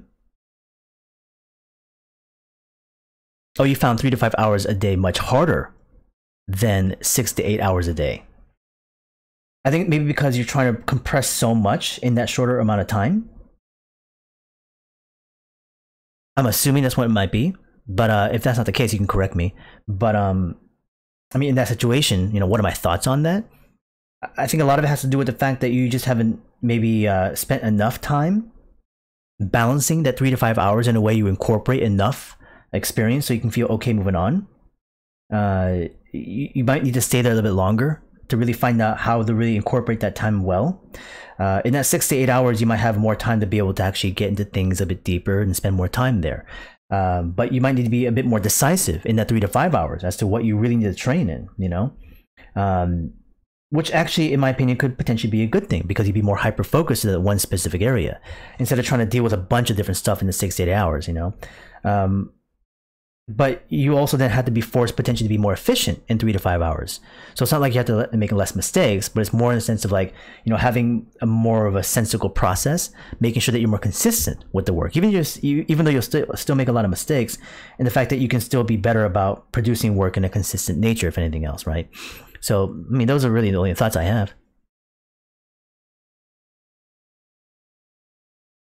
Any tips for creating with your imagination? Live a life. And what I mean by this is like experience the world around you. So don't limit yourself from getting outdoors and, you know, visiting natural parks or going to museums and reading more books, watching more movies, talking to more people. Those visual but also life experiences adds to your creativity because you have more fuel source to pull from. If I said, you know, create me something, and you would say, what should I create? Well, that's based up on your brain. You know, what have you experienced in life, right? People think that, how do you create something from nothing? It's like, I don't. A lot of this stuff is being created by stuff that I've interacted or seen with, you know? So it's not like an empty bank of information. There's so much visual information in my head that in the moments when I'm sitting down trying to draw, my brain goes to a Rolodex of stuff and goes, here, you know, maybe do this or do that. I don't have to actually consciously think of it. My brain automatically goes through the motions of trying to find creative information of data to present to me to say, here's some inspiration of something, you know? But that's also a large, you know, a massive amount of time. Getting my brain so trained to do such, you know, such a thing. But the visual recording of the stuff around me in life that I have is also from that habit of constantly doing it. So if I'm going out watching a film, you know, I am pretty analytical about the film, you know, about story, about design, about the visual, about the actors, about the colors and lighting and costuming and everything. I receive so much information, and that's just the film, you know. And then getting out in the real world, as I said last night, I was, you know, hanging out with a friend. And I went to, you know, a local restaurant and bar, and it was limited access, barely anybody there, just the both of us. But it's such a cool little environment. Look at the library and the way it was set up with the lighting and everything. It was a really cool interior design. It's like all that stuff is just like, man, I was just looking around. It looked really cool. And above us were these really amazing portrait paintings. And I really enjoyed the way they were lighting them with this underlight, and it made it look very kind of classical museum styling. And it kind of made me think about, man, I really want something like that for my own house. I want to do some portrait paintings that I can maybe do that for too. So you see how that goes, where I'm just out there, even though I'm meeting a friend and having drinks and we're sketching and drawing, I'm still just absorbing so much around me. And it's fun. That's a part of how I build my creativity, right? Dr. Name, welcome. If you have any questions about the courses, you're welcome to ask, by the way. Who are your favorite artists of today and the past? In the past, specifically, I do a lot of these kind of conversations of art inspirators, artist inspirations in my courses. But to kind of give you a little bit idea, one of them or two of them, I'll just kind of stay because I use them all the time, is Sergio Topi and Heinrich Clay. In terms of today, I still tout her all the time, but Eliza, I still always, say that she's, in my opinion, one of the best draftsmen right now. She's amazing in terms of what she does. Her drawing ability is crazy, crazy good. She's got this, I mean, if you're talking about someone who has this elegance in the work and this sense of dance and the way they move their line, she can do it so well. Eliza is amazing.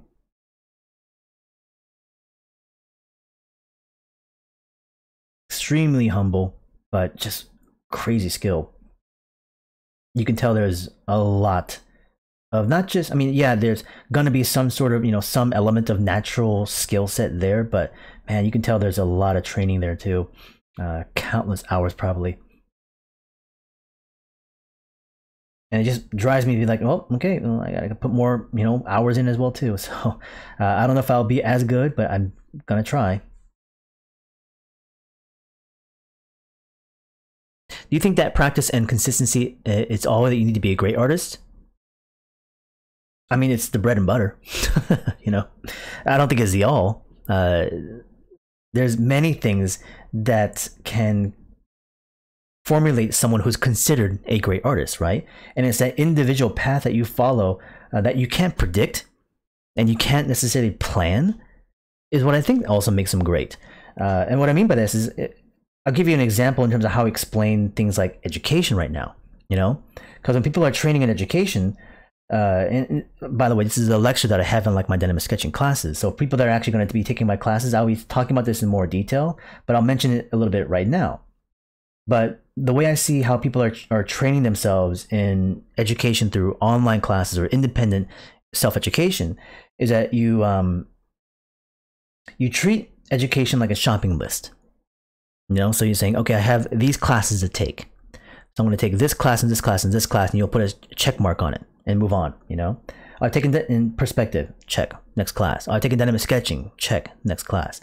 And you go through this method of looking for the fundamentals or classes of design or intermediate stuff that everyone else is also going through. And you follow this pathway that's kind of been set. Now, I'm not saying that you're following a curriculum, but you're also now following what is highly sought after. So it's already been established for you from hundreds of people before, years and years, not years, but several years of like 5, 10, where a lot more people who have been interested in education online have been building. So because of this, people like me or schools and educators are developing programs that cater to that interest. So again, that path has now been set. And you jump into it and you're taking advantage of those paths that are being available to you. So you take them. It's like, okay, I'm going to take this course. That's available. That course. That's available. So you go through a shopping list again. The issue, though, is that people are very afraid to veer from the path. Because you say, well, that person did that, so I'm going to follow what they did to get to where they're going to be, right? And I think what makes potentially a great artist is someone who also is able to educate themselves or learn not from a set path. Now, I know it's kind of hard to understand, and that can also be a little bit hard to accept. And keep in mind the fact that this is just my opinion. But the reason why I say that is because of my own personal experience of education. So when I was going through a place that was such heavily placed, curriculum path that you had to follow, I was given the opportunity to break that. Again, like I said, it's all from the history of me knowing my mentor, Norm, and taking classes like dynamic sketching. But, him not being associated to the degree in the program that I was a part of, he was coming from a different department, and he would say, hey, come this direction, And I could have said, no, I'm not doing that. I'm doing this over here. You know, this is what the school wants me to do. I'm going to go this way. But I didn't. I took his advice and I said, okay, I'll go try this thing that is not up my alley. I didn't know what it was about. It wasn't part of my degree, part of my program. It wasn't something I wanted to do professionally. It was a fundamental based class, but the way it was applied and communicated was very different. And I knew based on when the class was being introduced to me, when I stepped in the first day, I realized, oh, this is not what I expected. And so I could have just left, but I stuck around and did it. So the education was different, challenging, because it was something that I did not expect to take. So then it's these outside classes of things of experience that you could be taking that doesn't follow the plan of something. I'm not saying that you should break it completely either. I'm saying these curriculums are there for a reason. I mean, obviously people are taking classes like that because they do work. But at the same time, if you do go through the same rinse and repeat processing, you're going to deny yourself of the unique experience of life and living through educating yourself through interest and means of curiosity that can build someone that is standing out differently than everyone else. Do you think a great artist is going to be someone who does the same thing that everyone else does? Right? But that risk taking by saying, okay, I mean, I see what people are training in, but you know what? I also have a lot of interest in so-and-so. What that is, I can't tell you. That's you coming up with a decision of like, I want to go find what that is. And in that, I'll integrate it within the interests of my career that I want to go for. But it might have to go from a different angle of view based on like, oh, you know, I actually wanted to study things like acting. Or I want to study like, you know, script writing or cinematography or journalism or philosophy, medicine, you know. And maybe it's not going to be that as a main primary focus or a quote unquote major, but it's more of these extracurricular things that you're integrating that makes you much more, you know, unique as someone out there as an artist, right? But again, it's just my opinion. Nucky Tunes, you're asking about the fight coming up. Yeah. From Pac-Man to Spence. Oh man, that's such a hard one to predict. That's really hard. And I actually root for Pacquiao because I love Pacquiao. I think the guy has done some amazing things in his career. I would not deny Errol Spence's, you know, skill. I mean, that guy is pretty insanely good. This is one of those situations where it really is super tight because it really could go one or the other. But in the realistic sense, even though I could say, oh, I like Pacquiao, I will look past that part of being a fan, and I'm actually going to say Errol Spence coming out at the end.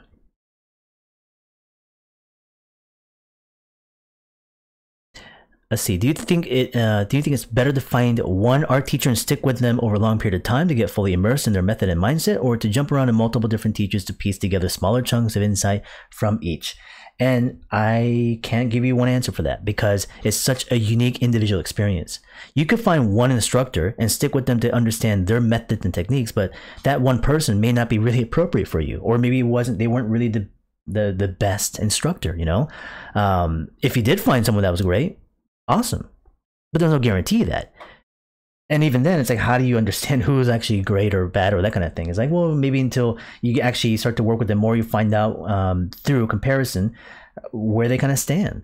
But even then, for me, it's like, yeah, I found my one instructor at Art Center that became very helpful, very close friends, you know, that kind of thing. But that doesn't mean that I wasn't also learning from multiple other instructors that were just as amazing. I did. So I wouldn't necessarily say you should stick with just one person all the way throughout, but you will end up kind of falling towards a certain direction based on a career or based on a technique or understanding or mindset, possibly even just personal kind of like, you know, understanding that you make a decision to stay that route, you know. But the only way to find out is to obviously meet the individuals of instructors and see where you kind of direct yourself, you know. I might end up skipping some questions here, so I do apologize. I'm not trying to skip your guys' questions of things, but I do want to get down to the lower portions of the chat. So if I missed it, if you want to re-ask again, please do so.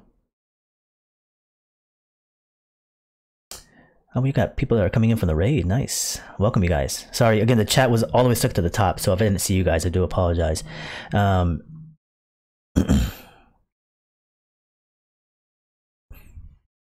But yeah, we're just doing a little bit of sketching right now. I was doing some registration for classes. For people that is jumping in right now, we were doing registration of my classes online for my dynamic sketching course. We're just loosely sketching at the moment. I'm doing a god mech. This is Anubis. To show you guys again preemptively, this is the Horus version of the drawing. I started with this one here. Did Horus with this mechanical abstracted Mobius kind of feel to things, and we just started this one now. Started this one in more of a blockier shape language, and so I'm gonna keep going on with this one as I'm talking, answering questions. I kind of stalled a little bit on drawing a little bit because some of the questions were very intensive in terms of focus. So a lot of my focusing right now goes into more of the questioning than so much on the drawing. So anyway, let's keep going to the bottom. So at the very bottom, I have a question here. It says, you know, I've done much practice in realism drawing, but I love illustrating.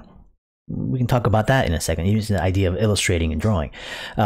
So now that I try to draw from reference, I can draw that as it is, but when I want to make changes, I don't like the way it looks. I know I have problems placing shapes in space, but I don't know where to start and how I should practice. There's a lot of things in that question, okay? It's very loaded with stuff. Even just from the asking of a question of, you know, you've done much practice in realism drawing, but you love illustrating. Like, what does that actually mean? You know, realism drawing, I'm assuming like photorealistic things. So I'm assuming you've been using reference photographs for that.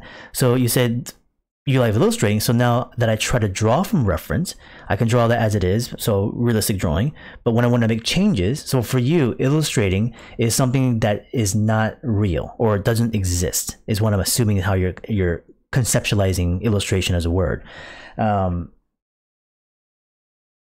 just want to get context and understand how you're thinking right now. But that's a dilemma that I think you'll start to see as a repetition here quite often, right? That people have this common statement or question of, I can't seem to just create. I can't seem to just, you know, take something that is and reconform it to something that isn't.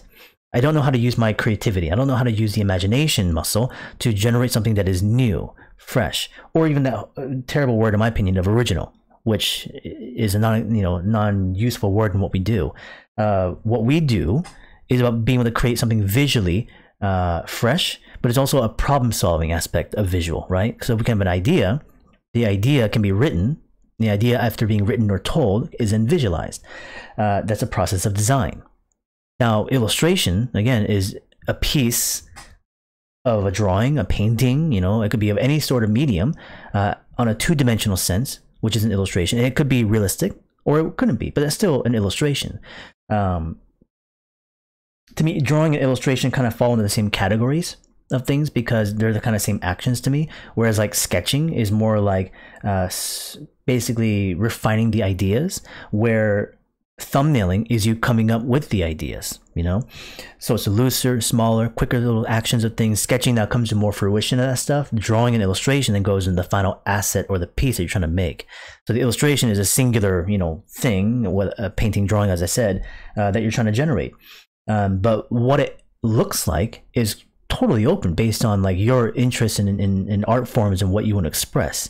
Expression is what artists do, you know. Problem solving is what designers do. I do both. So in the field of concept design, we are designing things because somebody would come up with the idea through a written form and we would then design it visually. In any case, how would you go about practicing being able to actually illustrate things that maybe don't appear real, or maybe started off as real and change it yourself? We talked about at the very beginning, and usually this is my go-to because it's such a big aspect of it. I don't think people give it enough credit though, and it's because it's so easy for me to just say that, where I would just say, oh, you want to have fun. You just got to play around with things. When you give everything so much, weight and purpose to what it needs to be, then you're going to overthink everything. If I said this drawing of this mechanical god mech thing has to be for so and so and so, whether it's like for a book or for a show or for some sort of actual piece that I got to create for something, there's so much more pressure there, And even if it wasn't for that, me putting the pressure on myself, I want to try to create something visually brand new, and here's something I can look at, but I want to change it completely differently, So is this really that fresh and new? Hell no. It's a mech that's very much based on things that I looked at that are derived from mangas and comics and animes and stuff like that. It's Anubis, so it's an existing mythology and god from Egyptian stuff. Some of the shape language stuff here is very closely related and overlap wise to things that have existed before too. I'm not going to say that this is a fresh and new thing. I wasn't trying to be. I'm just trying to have fun. So I'm still creating. It doesn't mean that this thing actually is out there. Not that I know of, right? I'm saying there could be a lot of similarities. There could be a lot of overlaps. But again, this is not for anything. This is just for me. So if you can't just start creating for yourself, once you then move into the category of creating for something, that pressure is going to be that much more difficult to overcome. At that point, you will never actually be able to move forward because you'll be so afraid, of whatever you have to generate has got to be just right. This is that expectation again that we talk quite a bit about. But in this situation, there is no expectation. So I'm free to do whatever I want. But that in itself can also be scary too for a lot of people, because as soon as they know that they can do anything, it's like, well, I want to do everything. And then they can't choose. So decision making is a part of it, but also being free and open to adapt and to just play. Again, when you're a kid, I'm sure most of you did this. You probably had a very active imagination.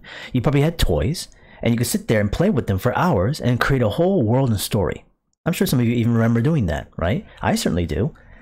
But as we become adults, we lose that edge, right? That sense of creativity because we get embarrassed by it, or it's like, oh, that's kid stuff, and we also just don't put it into practice as much, and we just forget how to do it. It weakens that muscle. But for someone like me, since the age of 5, I've been drawing in this way. Not in this way, but drawing in the sense of like things that would come to mind, things were fun. I just drew because it was interesting or just fun to do. I want to draw dinosaurs. Well, I used to read comics like Ninja Turtles. I'm going to draw Ninja Turtles at this point. Or I like Marvel comics or animes and stuff. And I would, produce my own things like that. So a lot of it was because I could sit there and really lose myself in that fun factor. And that never really went away. Since that age throughout, there hasn't been a period in my life where it's like, oh, I can't draw at this time because I got to focus on this thing. Never. In my 40 years of life, okay, starting at the age of 5, so what, 35 years, I have been essentially drawing, okay? 20 years of it have been used for education and professional means. But in the 35 years, I have been drawing for fun. 35 years. So you can imagine, and you could say that, well, when I was 10 years old, I was doing kid stuff, right? 15 years old, I was still doing just regular, amateur stuff. Even in my college years, I was still very much learning and trying to figure things out. As I was working in my junior amateur levels of like professional stuff, still very early on, I have no idea of confidence of things. Even now, I still feel like I'm learning as I'm going. There are people out there that are so much better. But even still, I can feel those things after 35 years. I'm still just having fun with it. It's never taken me out of that equation. So, what else is there to say at that point? Like I said, it's a pretty big question. And I'm not here to give you any sort of answer, to be like, this is what you should do kind of thing. We're just having a conversation. I'm just sharing you with things that I've done in the past. And you can take that to, whatever way you want to. And I hope it helps in terms of having a sense of self-reflection, an idea, and understanding what you should go for yourself.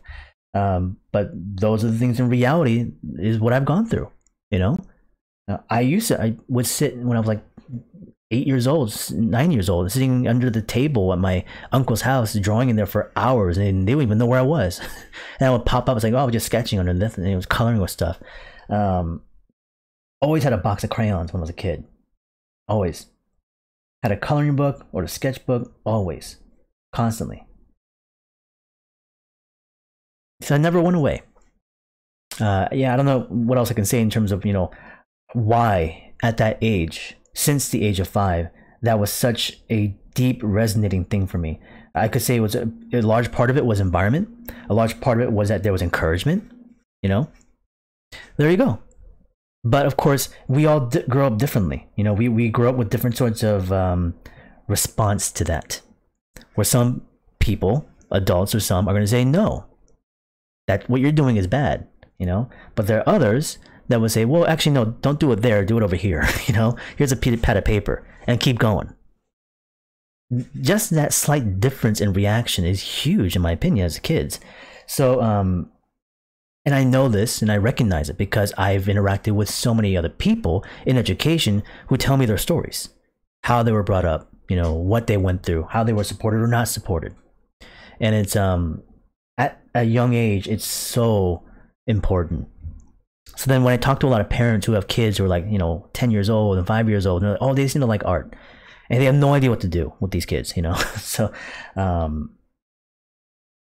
but that's also another aspect of it too, is that I'm not saying that these kids shouldn't also have discipline, because even then I did, you know, because I had uncles and my father had a lot of potential in art. They never pursued it because, you know, for themselves, when they immigrated here from Korea back in the 70s, they just had to work. You know, my dad joined the military. My uncles, you know, had menial day jobs, kind of stuff, but they all had potentials of something. My dad used to draw. My uncle played music. They all had some sort of thing. But because of that, they had a little bit of insight of their own personal endeavors. So now as I would grow up, they would give me advice on stuff. Even though they wouldn't teach me anything in that way, they would still talk about it once in a while. And in those very minimal amount of talks, I remember every single one of them, you know.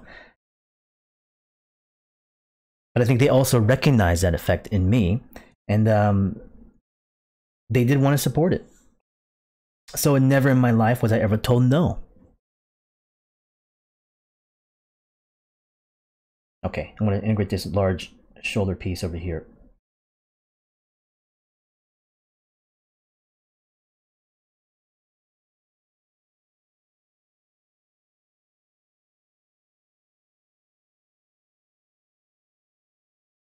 I hope that helps to some degree of information, you know. I don't know if it does, but I hope it does.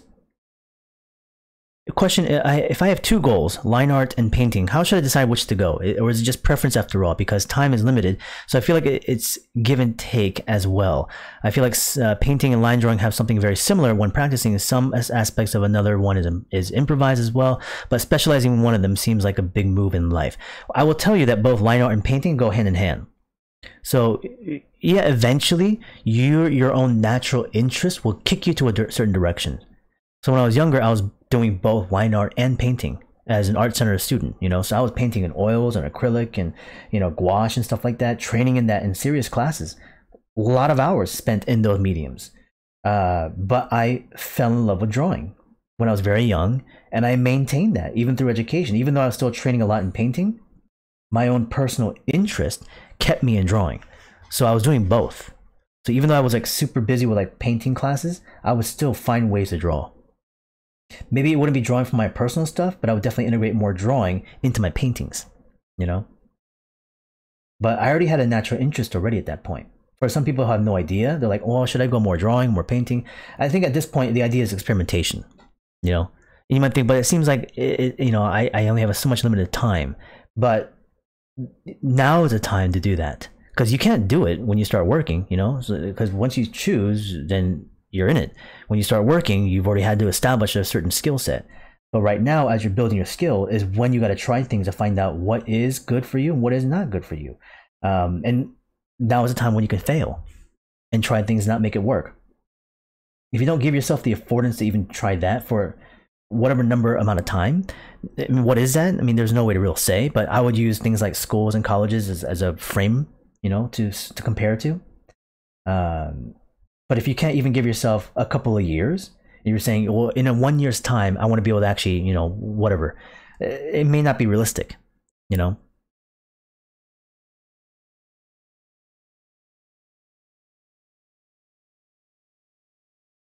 So my main suggestion then is to be a little bit patient and afford yourself to be able to actually go into both, and just, again, play with those things. If you have a certain interest and passion for it, you're going to stay there no matter what, because you just have that much more interest, but you should still integrate yourself into those other mediums. And especially with the idea of fundamentals of drawing and painting, you're going to use both for sure.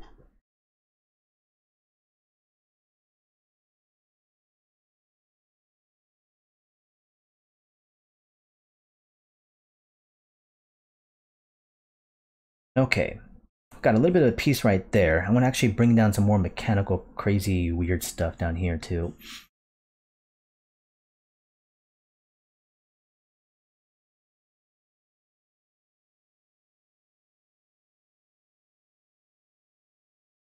What time? It's been about almost 2 hours right now, so we'll probably go about maybe 15 more minutes, and we're gonna call this one good. So usually I try to keep these sessions about 2 hours, 2.5 hours, maybe sometimes.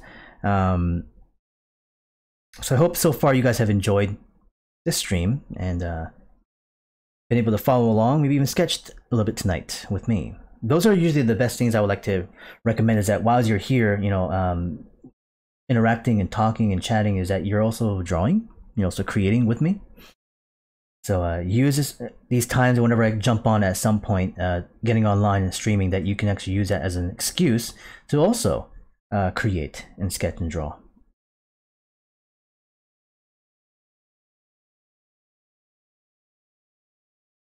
You have a question about the online courses? Yeah, Gregory. I live in the UK, so if I signed up, I probably wouldn't be able to watch live.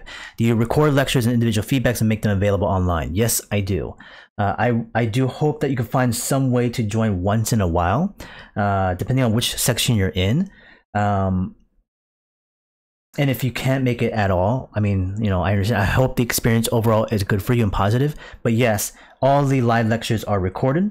They are then downloaded by me and uploaded to my YouTube account as an unlisted video, which I will then send you guys a link to you individually through the Discord, which you can then watch through the recording. The demos that I do will then be sent on the Discord as well too, for you to have a copy of, and any feedback will be in that video, which will be a live feedback. No, the courses are on my own classes, ones that I run. So it's under PeterHanStyle.shopify.com. So you went with the 11 a.m. Pacific time is 6 p.m. Yeah, so we start at 10 a.m. So if you're in the UK, you're what, 9 hours ahead? So it'll be 5, 6 p.m. for you. So if you can join then, or you can join at the end of it. Yeah, I mean, you can join at the last, because we go 3 to 4 hours. All right, so we're going from 10 a.m. till sometimes like 11, 12, 1 or 2 p.m. Because sometimes the classes go longer. They can extend by like an hour extra sometimes. So it's not like CGMA, we only meet for an hour. My classes go for a minimum 3 hours. So thank you, Battior. Appreciate that. So in that 3 hours, I do the lecture in the beginning. I do the feedback at the end. And the feedbacks can go a while sometimes, because I do draw overs and I do individual talks and all that kind of stuff. But those are recorded, and the recordings are available for you to watch for up to a year. So you can rewatch them again through the years. Well, not years, but through the year itself.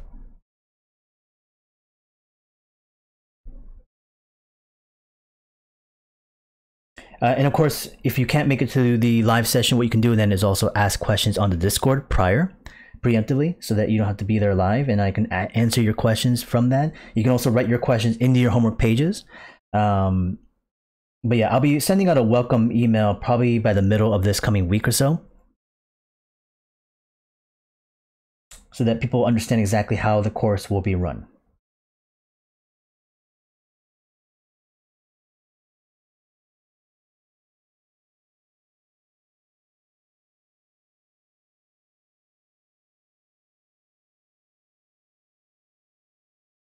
All right, last bits and pieces of the underside over here with the shoulder plate armor.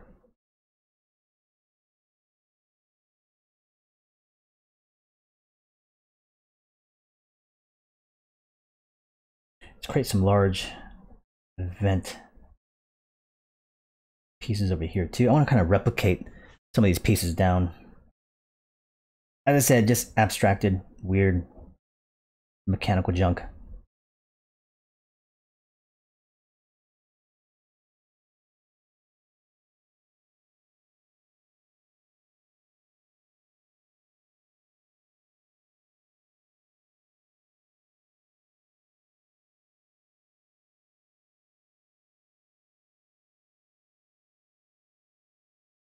So let's see, the next time I'll probably be on, today is Friday, is going to be most likely next week, probably in the middle of the week or towards the end of it.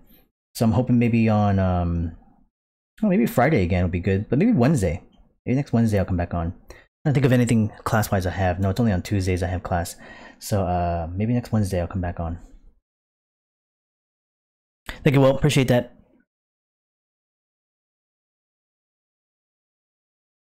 Yeah, the new courses, new sessions of courses that I'm offering right now. Registration just went live. And so they are starting to fill up. Actually, I don't even know what the numbers are right now. Let me just see if anything sold out wise. It looks like, no, there's some seats left in dynamic sketching. Still some in the first section as well too. Intro design thinking has a few seats left as well. The sitting class seats are still open as well too. But again, it's late at night. So usually these classes will start to fill up by the weekend. Yeah,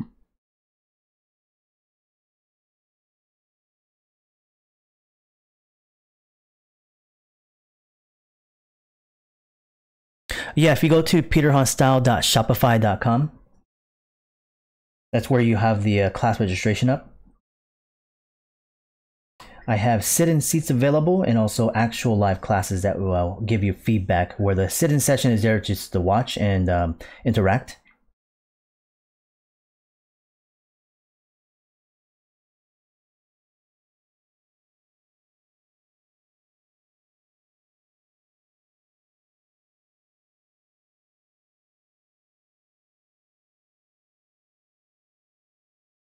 More tubes and wires are always good things to add. I get that from the Katsuhiro Tomo's method with Akira. Tubes and wires. Randomly. I feel like this should be something a bit elongated down over here. These are just weird shapes on this side for the shoulder, but I kind of want to put something underneath the chest down over here. Something a bit more, maybe replicating some of the shape language up here again. Bringing it down.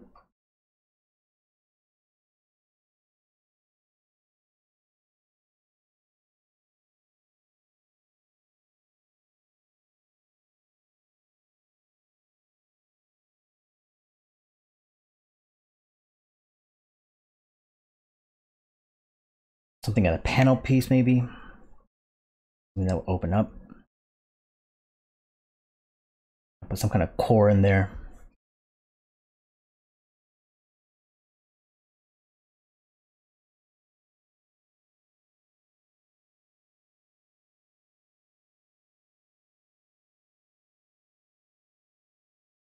Is a design thinking class mainly Photoshop digital base? That's what I recommend, but people are welcome to use whatever materials they want to.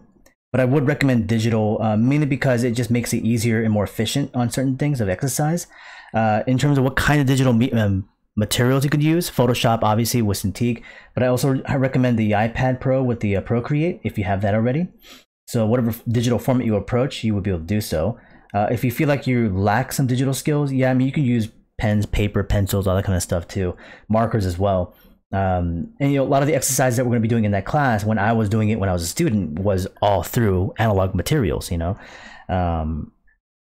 But of course, we did use Photoshop eventually when we go into painting, but we're not really digitally painting in the class. We're mostly doing drawing and sketching. So,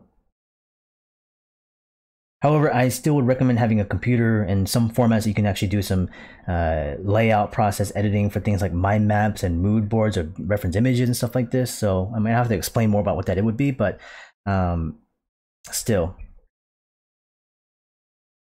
that's probably what the requirements would be.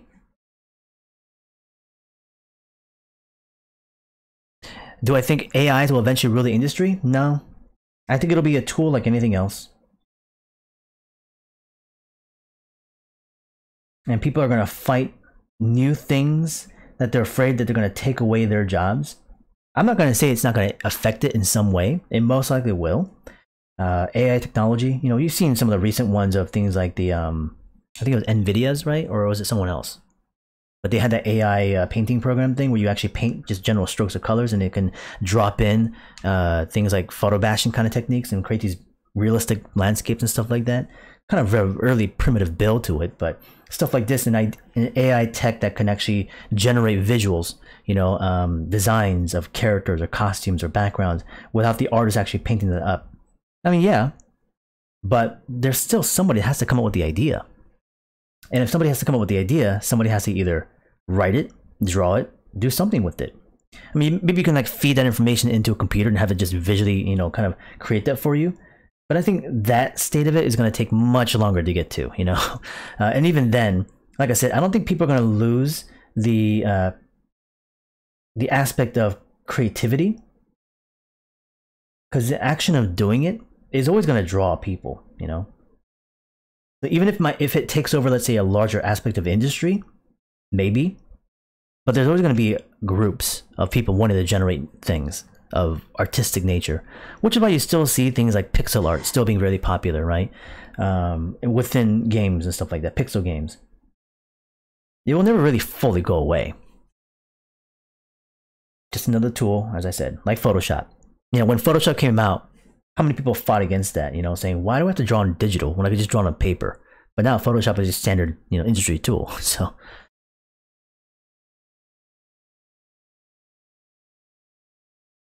question from Mike is, I was wondering how you would recommend to become immersed into drawing, as recently I have been struggling through artist block and I have really been wanting to draw again, but I couldn't find the motivation I need. Well, draw things that you are either one, familiar with, or draw things of a certain aesthetic or style that someone else has done that you really favor and recreate it.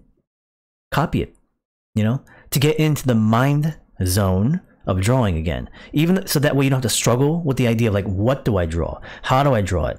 How do I control the aesthetics and, you know, the specific details and what I want compositionally or perspective wise? Go for things that have already been generated and recreate them, imitate them. Because if you're just starting to build your foundations of creativity or drawing or fundamentals, copying is one of the activities that you should do at an early state to understand what people are trying to, well, not trying to, but what they have done for you to actually click into. Right now, you don't want to stay in imitation because that has a lot of potential in her, you know, in their own problems. But I think it's okay for a lot of artists to do that. And today, even also as professionals, do I still integrate that to some degree? I still do master copies, right? I would still do film studies. How is that any different than looking at someone else's work by saying, how do they actually do this? What kind of, like, you know, what kind of proportioning do they go for? What's their shape language? How do they actually capture some of their anatomy? What are some indications they do? What's their styling in terms of shape to, you know, function? There's a lot of things there you can pick up on.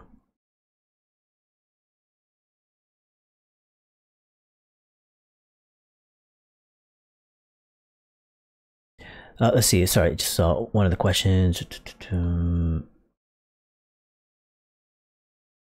Quick question about the dynamic sketching class. If I were to go through the homework with my study group, is recording the sessions allowed? Recording the sessions on your own? I mean, you know, I would prefer you not to, because I'm going to record them and post them up.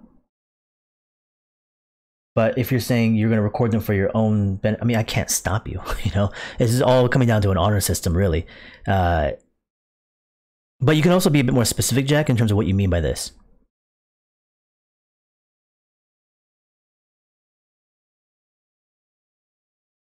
Yeah, no problem, Mike. Appreciate that. Could you go more into shape language, like what it means?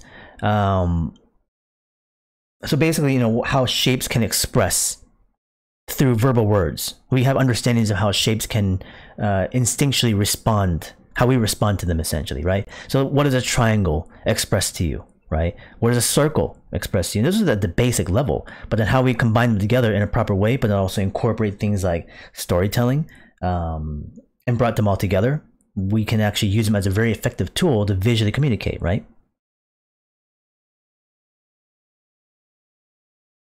George, you're asking, I'm a hobbyist, but I want to learn to draw better. Follow your work for some time. Appreciate that. The sit-in is ideal for you, right? That's not critique. So yeah, the sit-in position, you get access to all the lectures, the content, the video, the interactions. You can be with people on the Discord, you know, looking for feedback there. But I would not be able to give you actual feedback in class because as a sit-in seat, That's what's the difference between a full seat.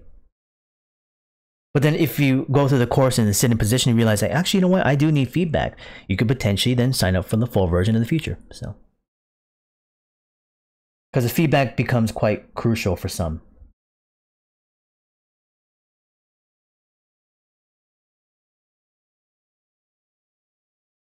Okay, I think we're about in the last couple of minutes here. So if anybody wanted to ask a couple of questions again before we end off, please do so. And again, I do appreciate everyone hanging out, asking a lot of great questions. It was a long while since I've been on stream, doing Twitch stream channels here stuff. But I'd like to be back on here again soon, maybe next Wednesday. I'll try to be back on to do more of these. Today was just about getting to announce more of the classes that are happening. So yeah, look forward to more in the future.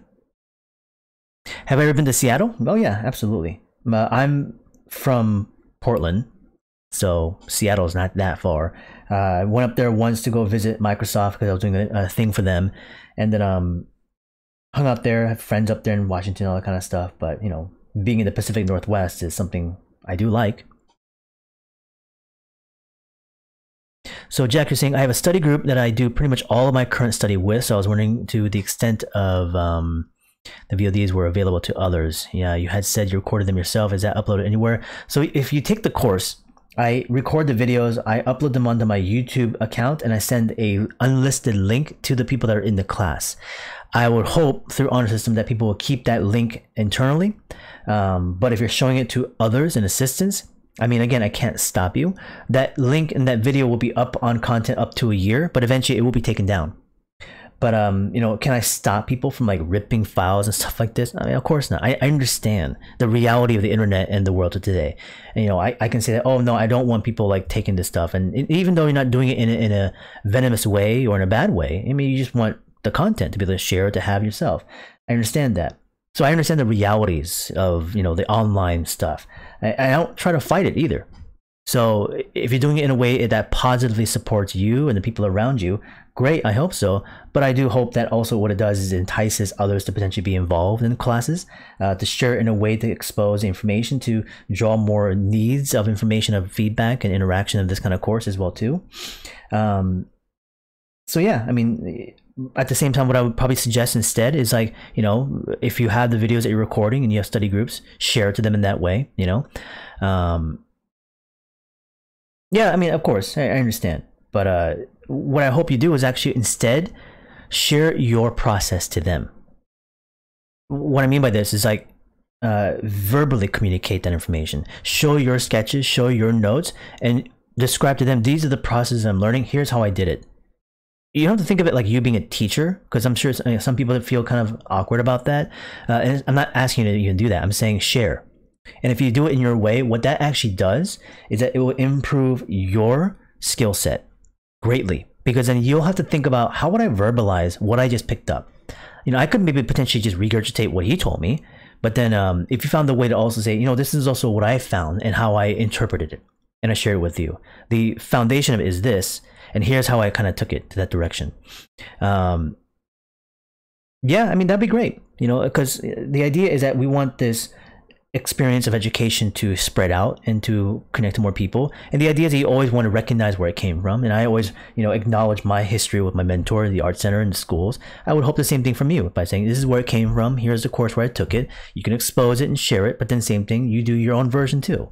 So I'm not going to stop you, nor would I ever want to. If it helps you grow, helps others grow, that's the whole idea, Yeah, absolutely. That's a great thing.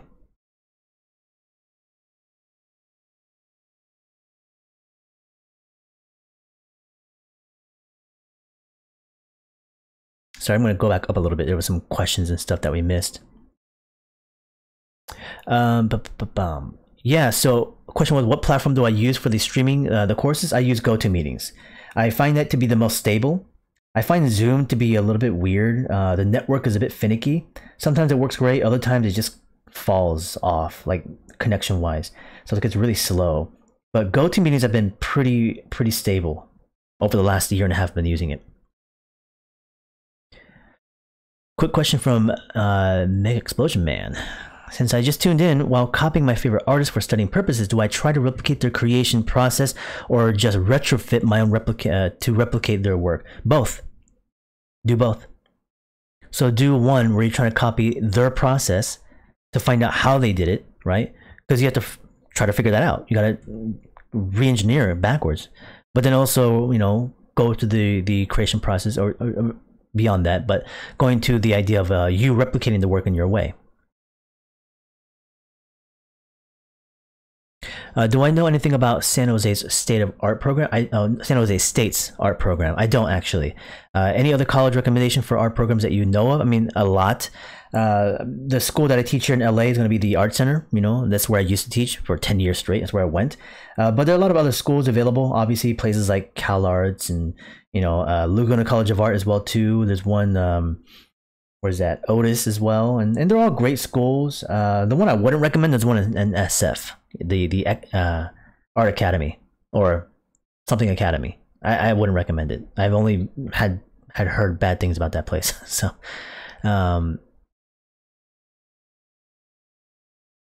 oh yeah, encryption programs. Thank you for that suggestion. I'll have to look into it more in terms of getting up to content in some places. But you know, I've put up a lot of my work on my YouTube channel. So if I find some other things I can use for also that, I'd have to look into it. So again, it's just to safeguard some of the content because, you know, it is stuff that I would then own.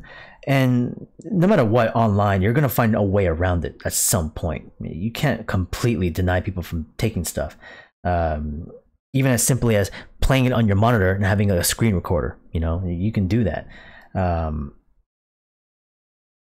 So yeah, it's just one of those cases where I accept the reality of certain things, but that doesn't mean I'm not going to try to also, you know, make sure that we keep it very professional. And it's one of those cases that people hopefully will respect the work that's generated on my end, because I put a lot of time into it. You know, each class, each course is a huge investment. It's also my career, you know, being put into this. So if it's taken away, then it takes away my potential of also continuing in the future myself. So what advice would I give to someone who has a hard time visualizing images? Look at more reference images, right?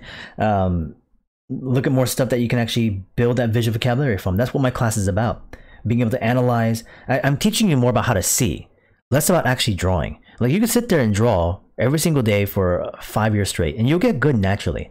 But if I can show you how to look at something to be able to retain information better, to build a visual vocabulary, it'll give you a stronger fuel source to then be able to generate actual visual images that you want to create, but also to turn in space and stuff like that. That's what the course is, you know, generally more about.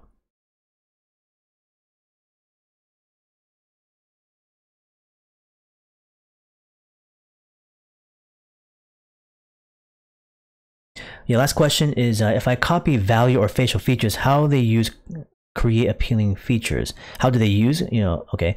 To learn these of one artist, is it counted as plagiarism? Oh, I see what you're saying. Okay. So if you're copying things like facial features or styles, you know, things like this, you know, is it called plagiarism?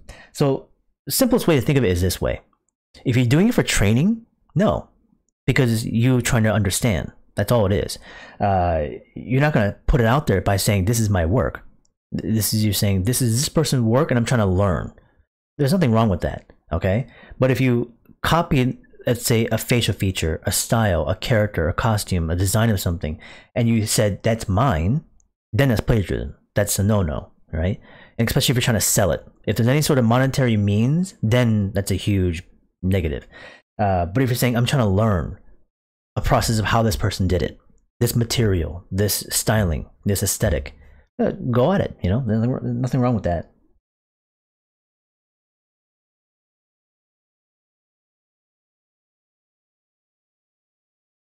But even within actual designs from properties and things that you can create and sell for books, I mean, you can be inspired by things that are out there. You know, there's nothing wrong with that either. But you got to know how to take that inspiration and retune it to something that does break away from that inspiration enough where it becomes unique to your thing.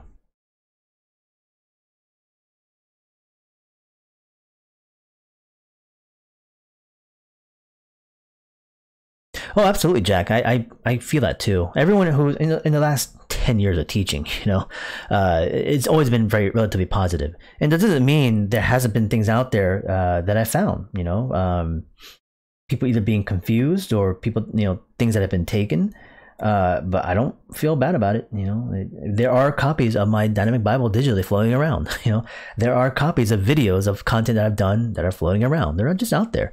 But again, most people, a large percentage of them, are there because there's a lot of support. So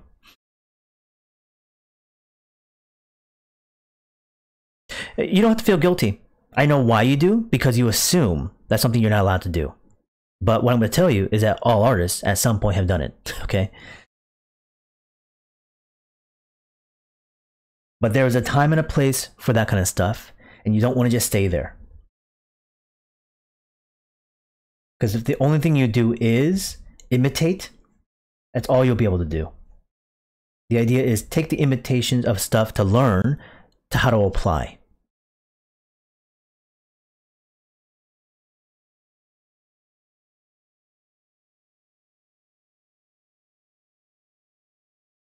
Anyways, thank you guys all for joining in. I do appreciate it. This is just the last bits of information and pieces of details I'm putting in right now. This is a version of Anubis God Mech. Turned out okay. That was fun to do. And the next time we'll be on will be next Wednesday, I hope. That time, what I'm going to draw, I have no idea just yet. I might do an entry in my fantasy natural history book, or I might just do another kind of just regular random drawing. But yeah, look forward to that next time. This particular video will be uploaded to my YouTube probably in about a week and a half. This will be available on my Twitch stream immediately as a recording that you can rewatch. That's the benefit of being a subscriber, is you have access to all the previous live streams. Not every single one of them, but there's some that have been unfortunately fallen off because of different changes in Twitch streams. Back then, we couldn't actually highlight the entire video or save the permanent thing, but now you can. And if you are subscribing, I do appreciate that. It's good support for me. And of course, do share for other people by saying this is going on. These are the classes that are available. If you know of anybody who's like, you're looking for art classes and any sort of educational program or stuff like this, please do let them know and send them my way. That'd be really appreciative. And then of course, if I don't see you next Wednesday, hopefully I'll see you at some point in the future and interact with you guys again, especially when it comes to like these live events that are coming up. Lightbox or, the Icon Manila. And of course, hopefully more into actual physical events as well too. So, all right, that should about do it. Let me zoom out a little bit here just to show you the overall. That's a pretty dense amount of information. If I zoom in much closer, you get a sense of like what it actually really looks like up close. So you can see how abstracted it is. It's not super over controlled, but gives you a sense.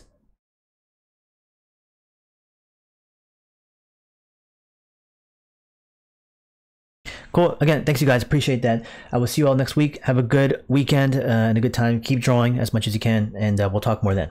Thanks you guys.